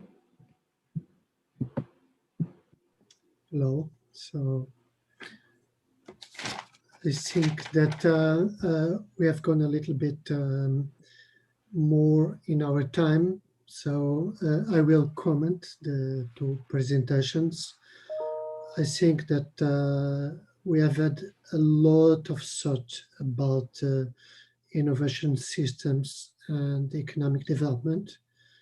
The first presentation was quite broad in scope, and the second one was a focus in Africa. Even so, I think that we have here a problem which has to do with this sort of reflections, which of course can be quite systematic and deal with many, many different issues, as these two presentations have done in a very nice way. But we are not bringing the details of specific cases. And when we are discussing economic development, we have many, many different situations. We have Latin America, we have many different countries in Africa, in Asia, and so on. So I think that in each context, the challenges can be quite different, and the policies that are needed are also different. And of course, the way we attempt to organize the innovation system should be different. So we have this sort of trade-off between being systematic and being comprehensive, and at the same time keeping it in a more theoretical level without dealing with the specific issues which are raised in each national or regional development context. So I think this is a first comment. I would like to have add more data in the presentations. I think at least we are in the Chris Freeman lecture series. And I remember when I saw Freeman speaking in public, normally he had 1, 2 charts, tables with data. So I could have expected to have more data to back up the arguments. In first version of the presentations which I received, there were too many indicators and the data, but now I couldn't see the data, and that's something which I think it's important to support our arguments and to discuss things. We are discussing things which are in a given historical context, and of course I would like to have more discussed the development challenges in the context of the emerging technologies, the technologies that are becoming dominant and which will be relevant over the next couple of decades. So it's something which I would have liked to have more in the presentations, is some data. So anyhow, we had many, many important issues. One of them, which was raised, has to do with structural change and the role of the different sectors. That's something which was already discussed in the previous session, and I think it gets across many different lectures in this series, the issues of structural change and the role of the different sectors, and the relative role of the agricultural sector, the industrial sector, and of course the informal sector, which at least when we get to African countries is so much important, the informal sector. And what comes out from the theoretical perspective of the innovation systems is that we need congruence in the innovation system. And this congruence is a sort of dynamic balance between the different actors, the different institutions, the different sectors. And of course, this raises a question which has to do whether the development process should be a balanced process or a more unbalanced process. This is an old discussion in development economics, but I think is quite important and has to do very much with the role of agriculture and the role of the informal sector. Should the informal sector be protected and nurtured and stimulated, or should we have a vision of economic development in which manufacturing activities will advance further, and also the service sectors, the modern service sectors, will advance further? What sort of vision we have about this balance between these different sectors in structural change, and about what we might call the Schumpeterian dynamics of structural change? So this is the first group of questions. The second group of questions or issues, which I think we need to deal in more detail, is the relationship between the internal dimension of the national innovation systems and the external dimension. There was some points which were raised in relation to global value chains.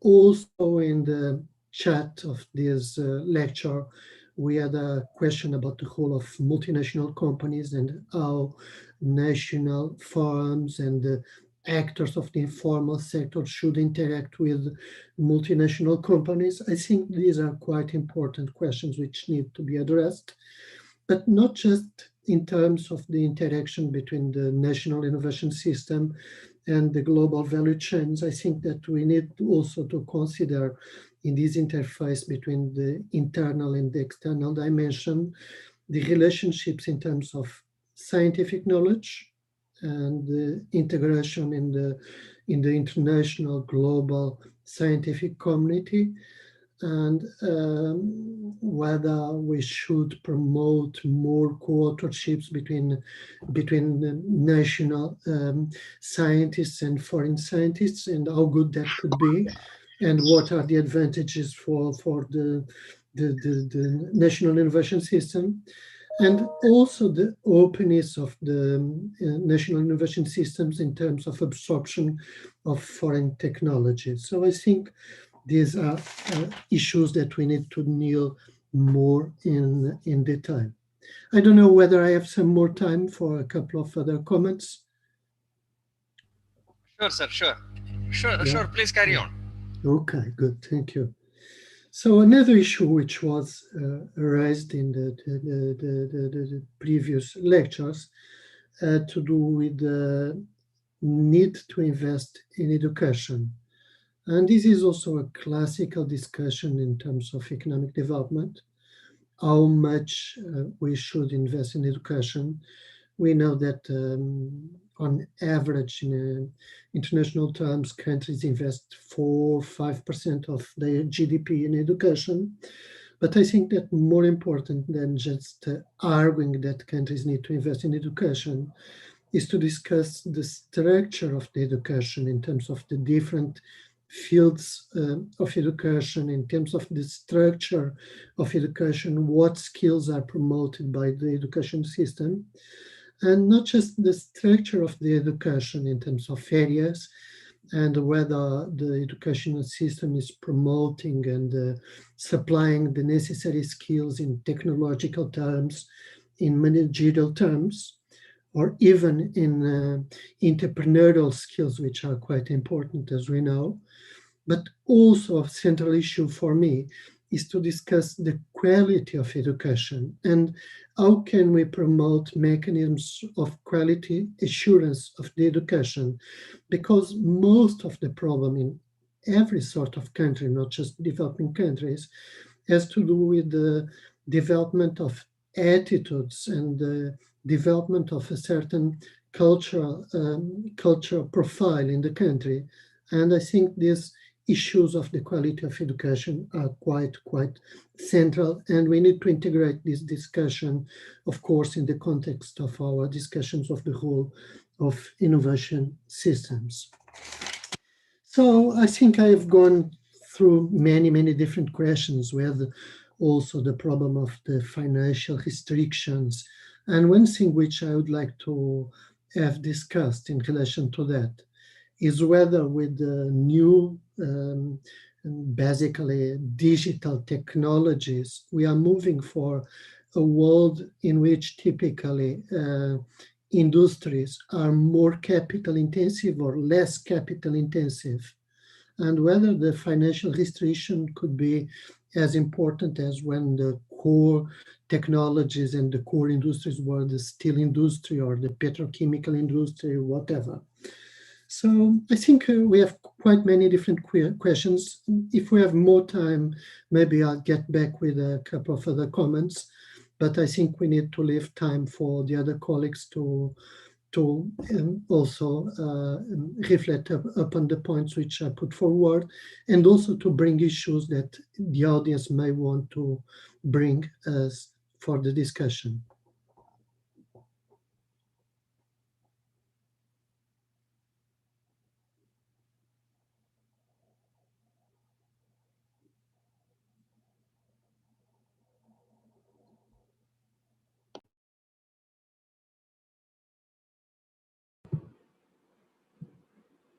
how then do you proceed? Should we respond to some of the key issues raised, or probably open the floor up? I'm not particularly sure.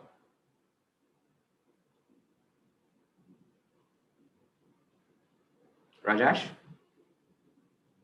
Yeah, I think if you both the speakers can respond, and then proceed, as we have received a few questions. I think Professor Godinho will put those questions across, or let those people speak up. So before that, if you want to respond to the discussion, you can, please. Thank you once again, Manuel, for highlighting some of the important takeaways from the lecture. But if you also look, with regards to data presentation, I think time factor did not allow that. And you know that quite well, with the bunch of pictorial representation received earlier, and you requested that that be pruned. If there's time to advance that, I don't mind, showing some of these indicators, because these indicators are really fundamental to shaping NIS to have this desired economic development. So showing these indicators would be highly relevant. And if I'm given the nod, I will just go ahead to present these graphs. Yeah, please go ahead. You can. All you right. can. All right. Thank you.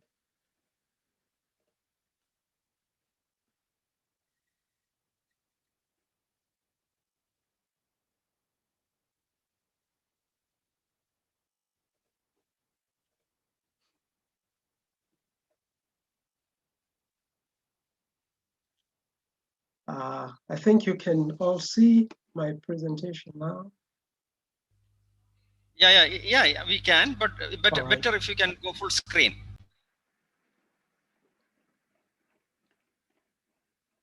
That's good. Yeah. Yeah. So let me take you through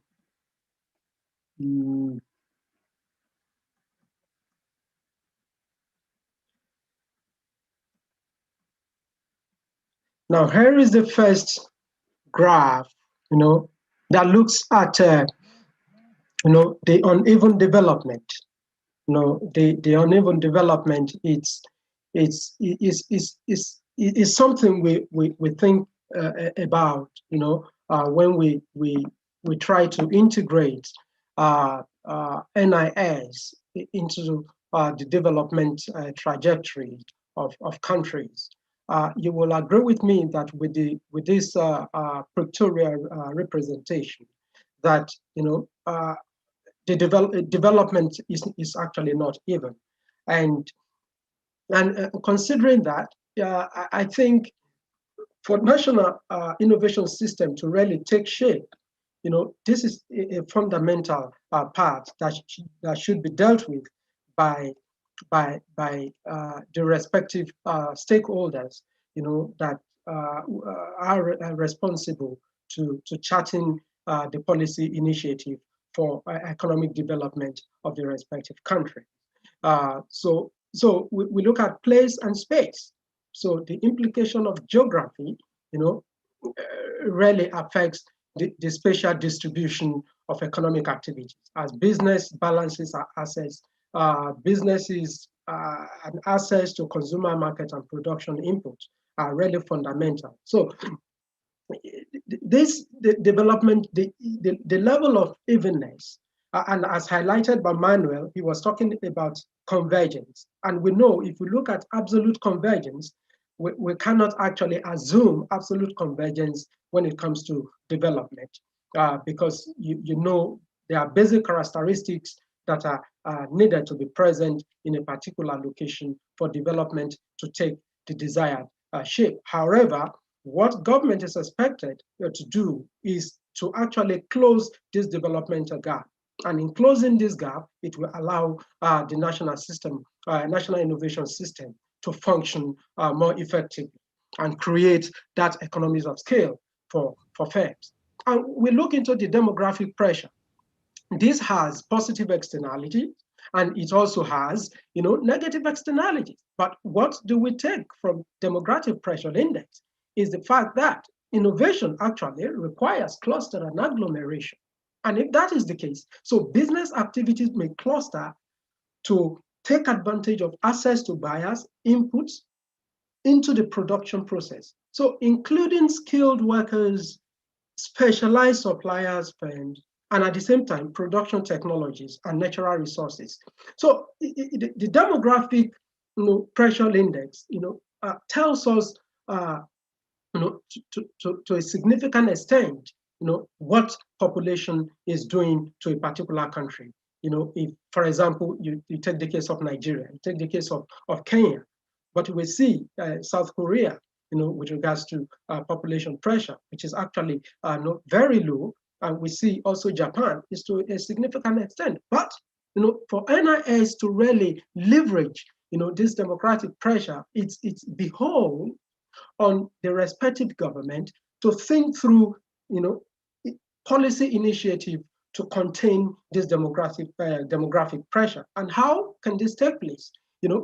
As I said earlier, innovation requires cluster, innovation requires agglomeration, and with this population advantage, which China has taken so significantly to a different level to benefit its economy.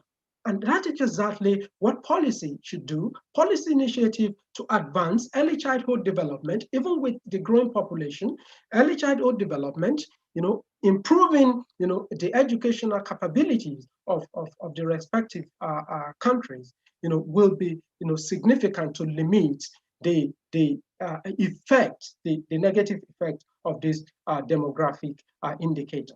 Then you also have gross enrollment, which is these are fundamental stages in a country's path to economic development.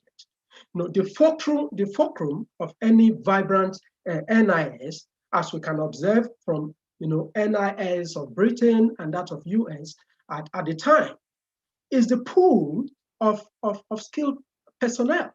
So human capital development is fundamental to make NIS deliver the desired economic development path for countries, for regions, and for countryside. And if you look at it from the graph, you see that tertiary enrollment in low-income country is very low. If you look at the primary enrollment, you see that they are almost even, which means countries, they pay attention to the early childhood development.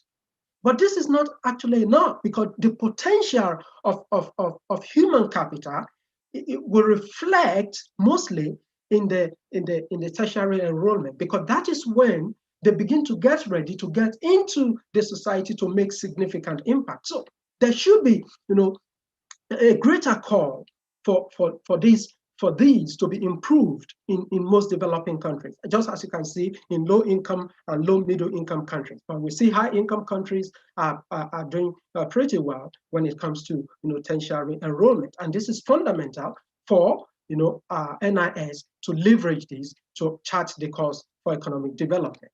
Then what is it? How about HDI, which is a composite of the human preparedness, or a country's preparedness to take advantage of the knowledge economy, one, and at the same time to take advantage of any technological advancement. The HDI is also fundamental, it's crucial. And we can see from South Korea. And one thing I've actually been emphasizing is the fact that, we have countries to learn from. There are other developing countries who started very small, who started very low, and they've been able to create, that path to a level of catching up with other, advanced economies. And so what prevents other developing or emerging economy to take advantage of these, prospective, channel to lead, the NIS in shaping the economic development of a country? And as I said earlier, NIS is a nucleus of a national economy. And until the national economy functions well, the national innovation system will not give the desired, result. And that is the case. with Africa, for example, if you go to several countries, we don't even have something, the template for NIS might not be present. But remember, if you go to other developed countries, for example, Germany, you have what is called the regional, innovation system. And several counties, in Germany are benefiting from these, from RIS. They might not be they might not be completely benefiting from the national innovation system itself, from the central body, but the local community, the regional one, they are really taking advantage of this. And firms are being supported to a significant extent to partner in charting the course for economic development. And that is what is also required in countries in the global south. Then you look at government expenditure on education as percentage of GDP. We also see here, we see the trend. One surprising thing you might experience here is, the trend, is actually not, it is so negligible that if you take, for example, Sub-Saharan Africa, and you look at 3.6%, and you look at countries, maybe East Asia and Pacific, 4.7%, you see that the difference is not, really much. But when you tend to disaggregate this, you will see the level to which, countries are really contributing significantly to education. I give you a quick example of Nigeria. If you look at Nigeria, Nigeria faces incessant, industrial action every year. And this incessant industrial action, impacts on the development of the institution or the development of the education sector. So policy, in most developing countries, and I would say Nigeria, is still not right with regards to, expenditure on education or investment generally in education. And if you look at Ghana, Ghana is pretty, is doing well. Actually, Ghana started well, but you will notice now that Ghana is also, in a way, dropping in this area of investment. We also have internet users and percent of population. We see also this. You see South Korea taking the lead. We see Japan. We see India. Also, we see China. And we see, this also tells, a lot about the preparedness of a nation regarding, meeting, some of the technological challenges that will allow them to push this technological frontier. You will agree with me that this is very, very relevant, to NIS, because if you make, technology available, is affordable, create awareness, for its relevance, and make that accessible.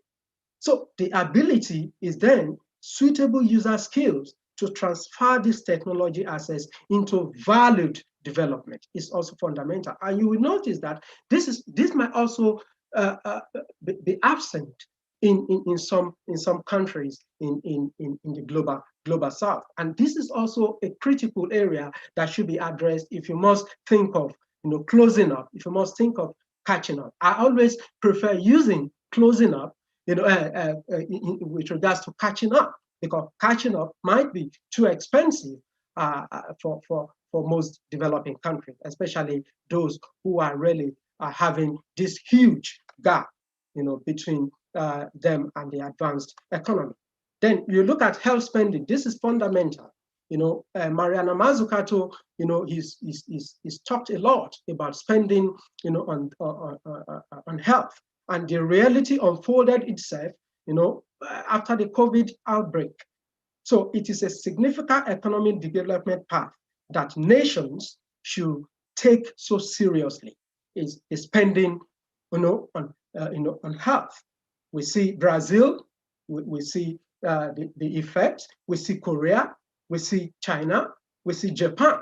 So it's still low when you look at Nigeria and even some other countries. And this is actually a really critical area we look into when we tend to advance the concept of of NIS being a tool for development.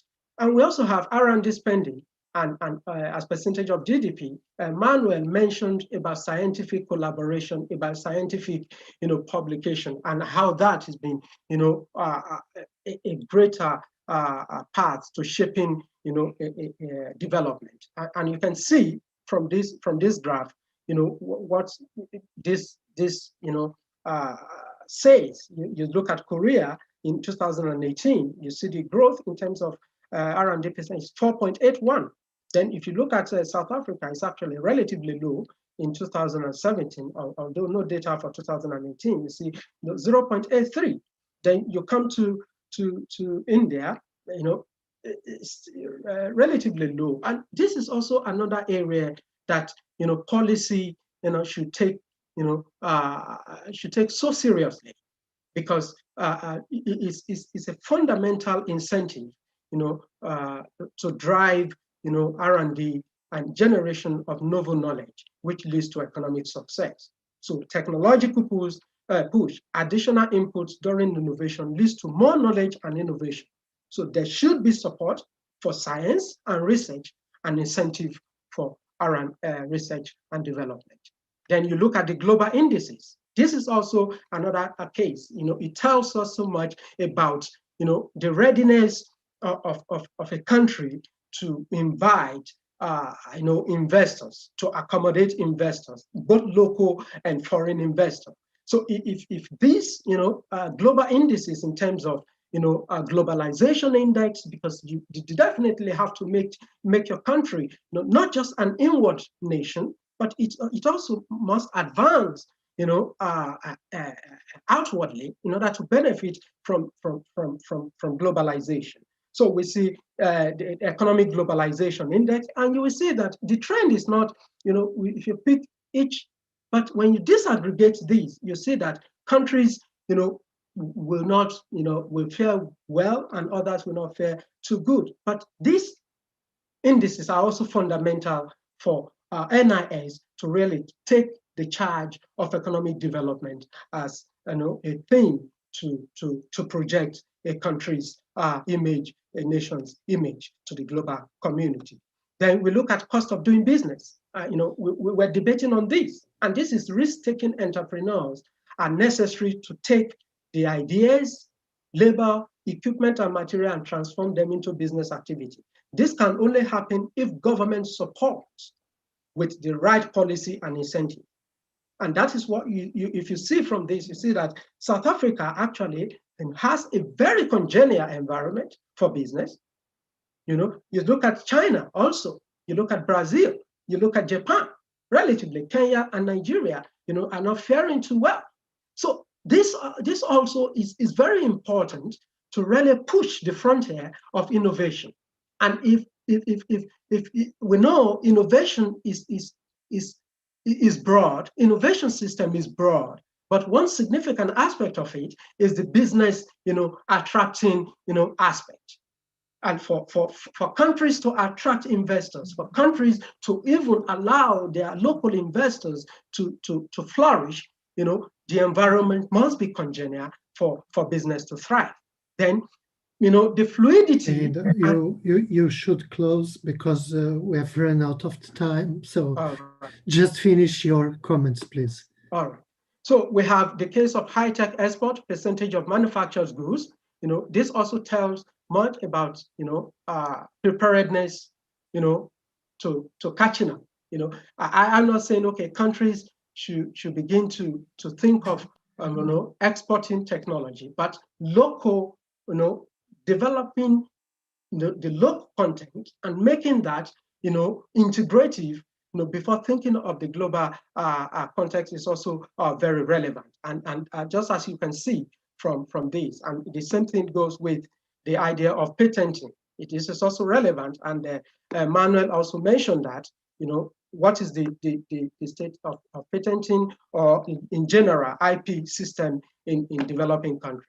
If you look at China, if you look at India, if you look at Brazil, they are taking advantage of this. And this is also a significant area that, countries can hold to make NIS, a developmental tool for their respective countries. And these are just the Pretoria account showing data distribution on core indicators. Thank you very much for your very, very nice and interesting insights, and for responding to my suggestion of bringing data in such a nice way. I think we have gone over the 2-hour limit. In any case, I want to ask Elvis whether he wants to bring something else. You have some time? Yes, sure. Yeah, sure. Yeah, sure. quickly. Welcome. Quickly, thanks, Manuel. Yes, so on the data, of course, I knew myself and Kehinde, we've had a lot of interactions and exchanges. So I knew he had a lot of data. So I decided to deliberately stay away from statistics and everything. I do like econometrics, by the way. So I just wanted to avoid something I like. On the trade between theory and country specificities, I do take that point, and I think it's very important in analyzing some of the issues that we're looking at, right? Of course, African countries are very heterogeneous, but though we do see some fine line similarities, and sometimes policy at the continental level could be very homogeneous, but when it goes to the regional and national levels, there could be some heterogeneity introduced for us to see the specific impacts that are peculiar to each country context. So I do take that point.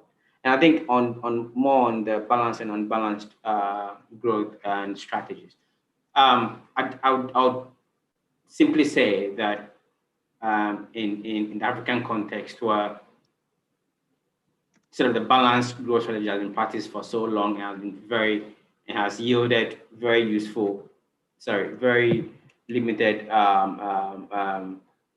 growth, and as well with the fiscal space and the problems they have with the fiscal space, I would personally go with unbalanced growth strategies, where we are looking much more into the new areas that are being developed as mission-oriented innovation policies, where there are targeted investments. And I think these are the ways that some of these countries can sort of spearhead and spur some key sectors that could be very instrumental in pulling along other lagging sectors. But of course, there are other issues, right? There are other political economic issues.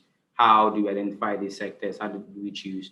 How do we avoid sort of interest groups from trying to sort of benefit from the selection and from rent from some of these gains that might be coming up from these targeted investments? I think these are all a bunch of issues that need to be looked at, and this in itself is a challenge, right?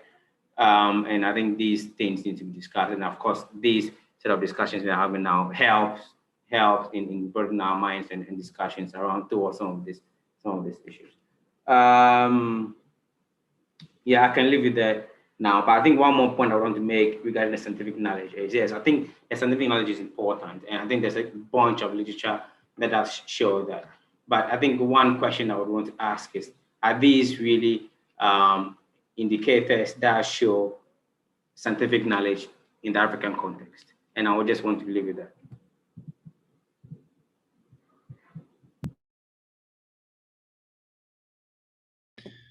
Thank you very much, Elvis. I think that you also brought some important points in relation to sectors and so on.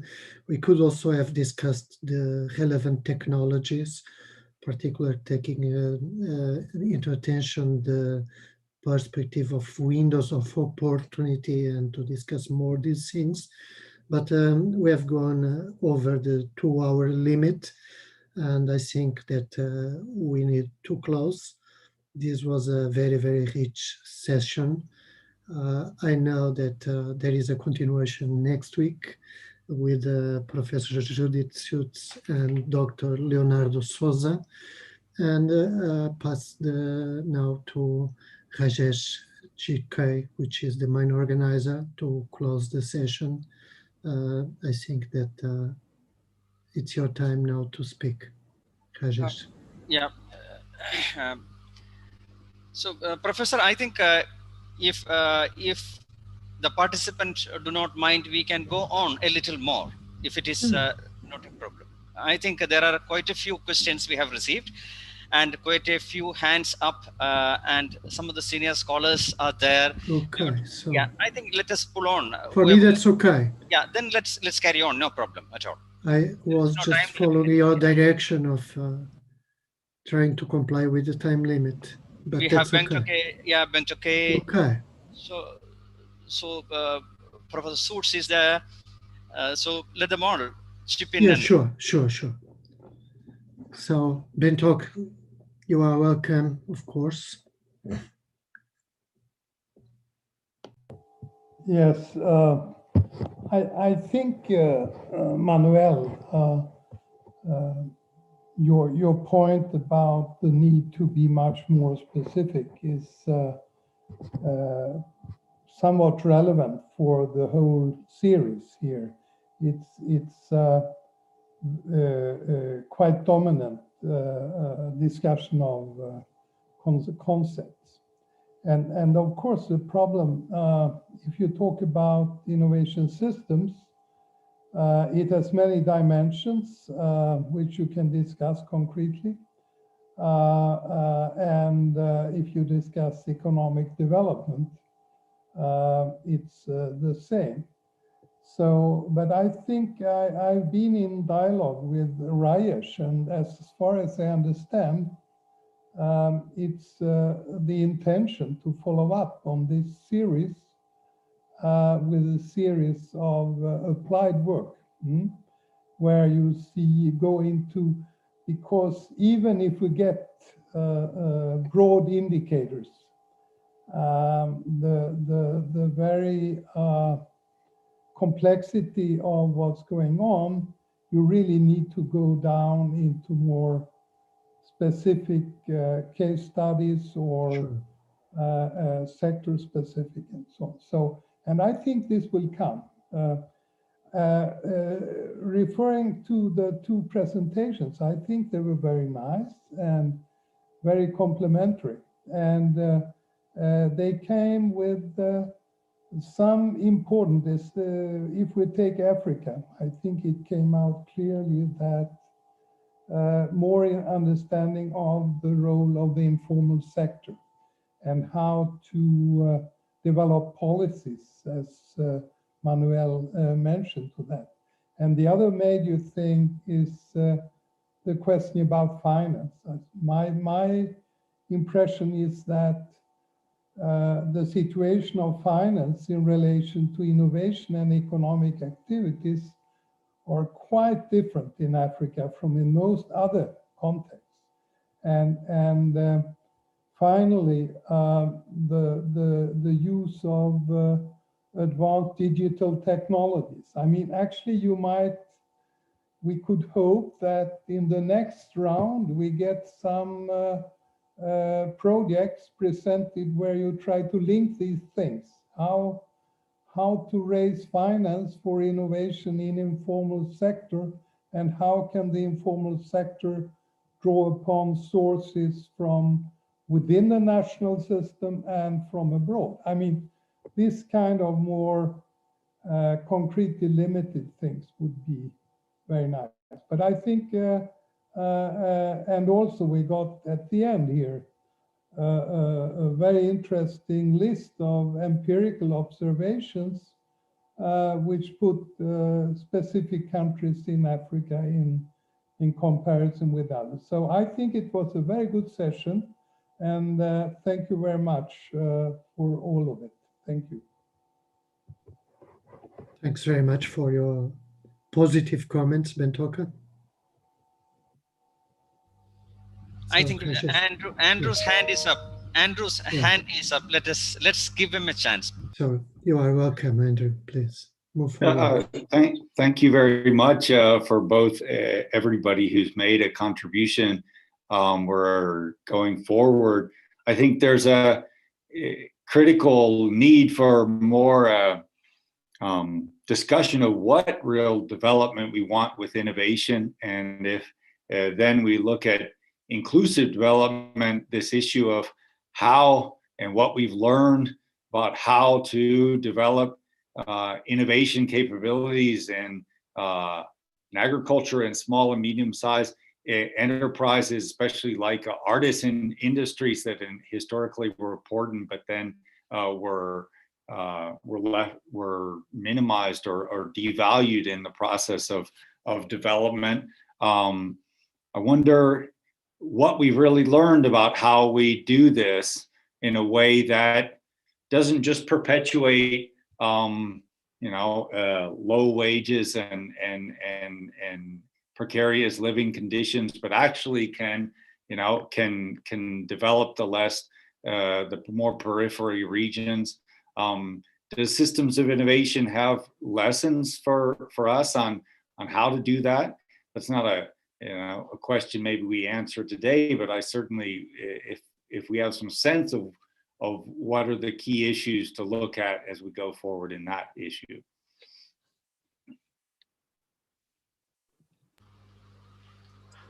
I think a quick response I would want to give to that is, I think it's presented in Lundvall and Lemmer's 2014 paper that sort of stems largely from Kuznets' 1966 book that simply says that, okay, fine, we do see from developed countries how they have developed, right? They had a massive agricultural sector. They sort of modernized agricultural sector and transferred the surplus labor to industrial activities. And that industrial activities later on became the engine of growth. And I think that is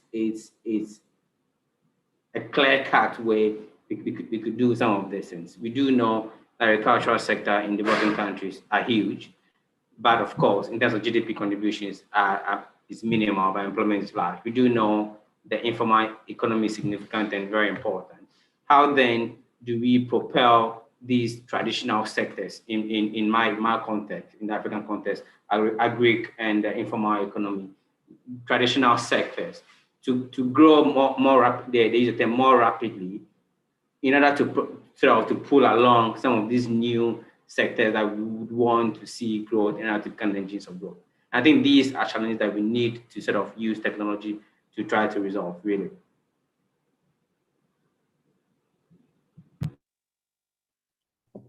If I may just contribute to that briefly, he's made a very valid point. However, if you take Africa into perspective and you take land system, and you account for that, it's also a bigger problem, when it comes to agriculture. Yes, Africa is endowed with vast, fertile land.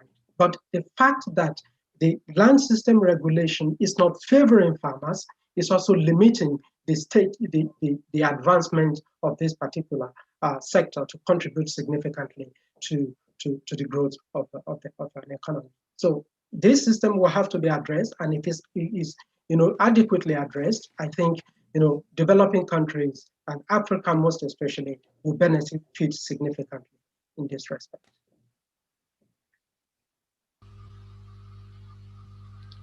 I think Tesfa Sisse, an early career researcher, has been asking to ask a question. Can we permit him with the permission of the chair? Yeah, sure. Sisse, are you still there? You can just open up your mic and speak.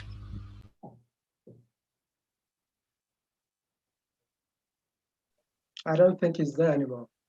He might be.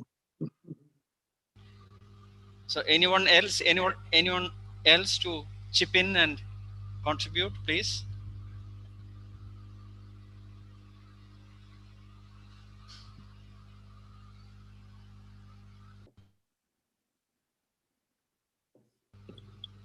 So I think that we can close now the session.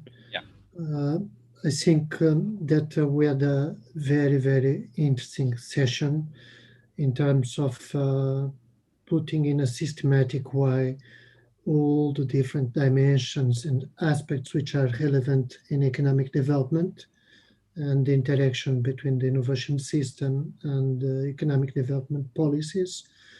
I think these sort of approaches are quite useful for PhD students, and I think one of the objectives of this lecture series is to communicate with that audience, which are starting their doctoral work.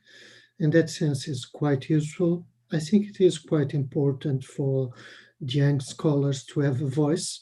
I was very, very positively impressed by both Kehinde and Elvis, by their presentations and their participation in the discussion. So I think that several of the objectives of this lecture series have been accomplished in the session today. So I now pass to Rajesh to close the session if you have something to say in relation to the next session with Judith and Leonardo. Thank you very much, Chair. Today we have an excellent session with the wonderful presentations and a superb sharing.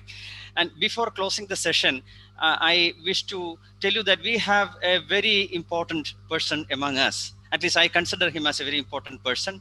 One of the earliest associates of Chris Freeman at SPRU, Professor Ergun Turkan, from Turkey is with us. I request him to say a few words to the gathering. Your mic is mute. Can you please unmute and speak?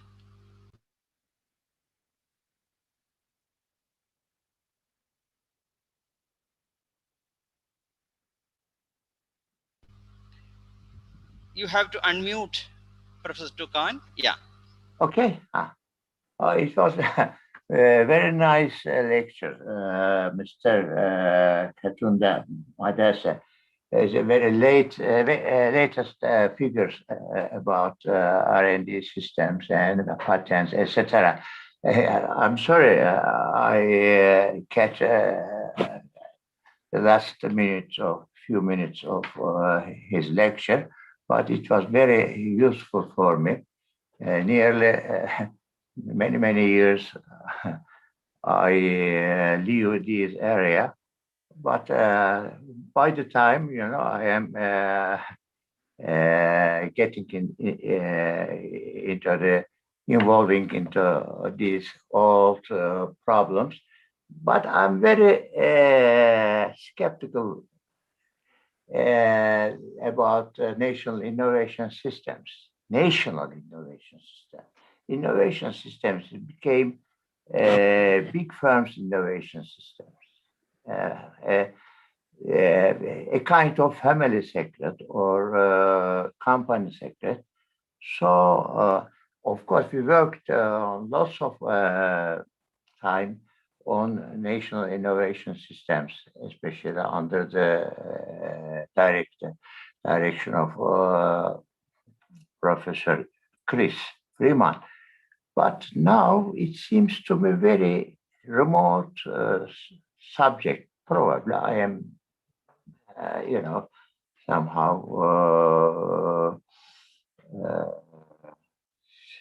very remote person. But I am involving in these problems at the moment. I thank you again, Mr. Kehinde Medase, and you again.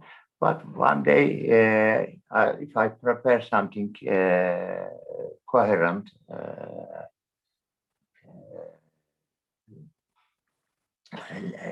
lecture or paper, I want to present to you. Thank you very much. Thank you so much. Thank you very so much. much. Please forgive me for coming late to your conference. That's not at all a problem. It is nice seeing you here. Thank you so much for joining us. And I think we have taken this has been one of the longest sessions we have ever had. So I request all of you to unmute and say bye, and let's leave. Please. Goodbye, everybody. Bye. Thanks Very very nice much. to be. Bye. Bye-bye. Bye-bye. Bye-bye. Bye. Very good. See you next Bye. week. Bye. Bye. Bye. Thank you so much. Thank you. Bye. Bye. Thank you very much.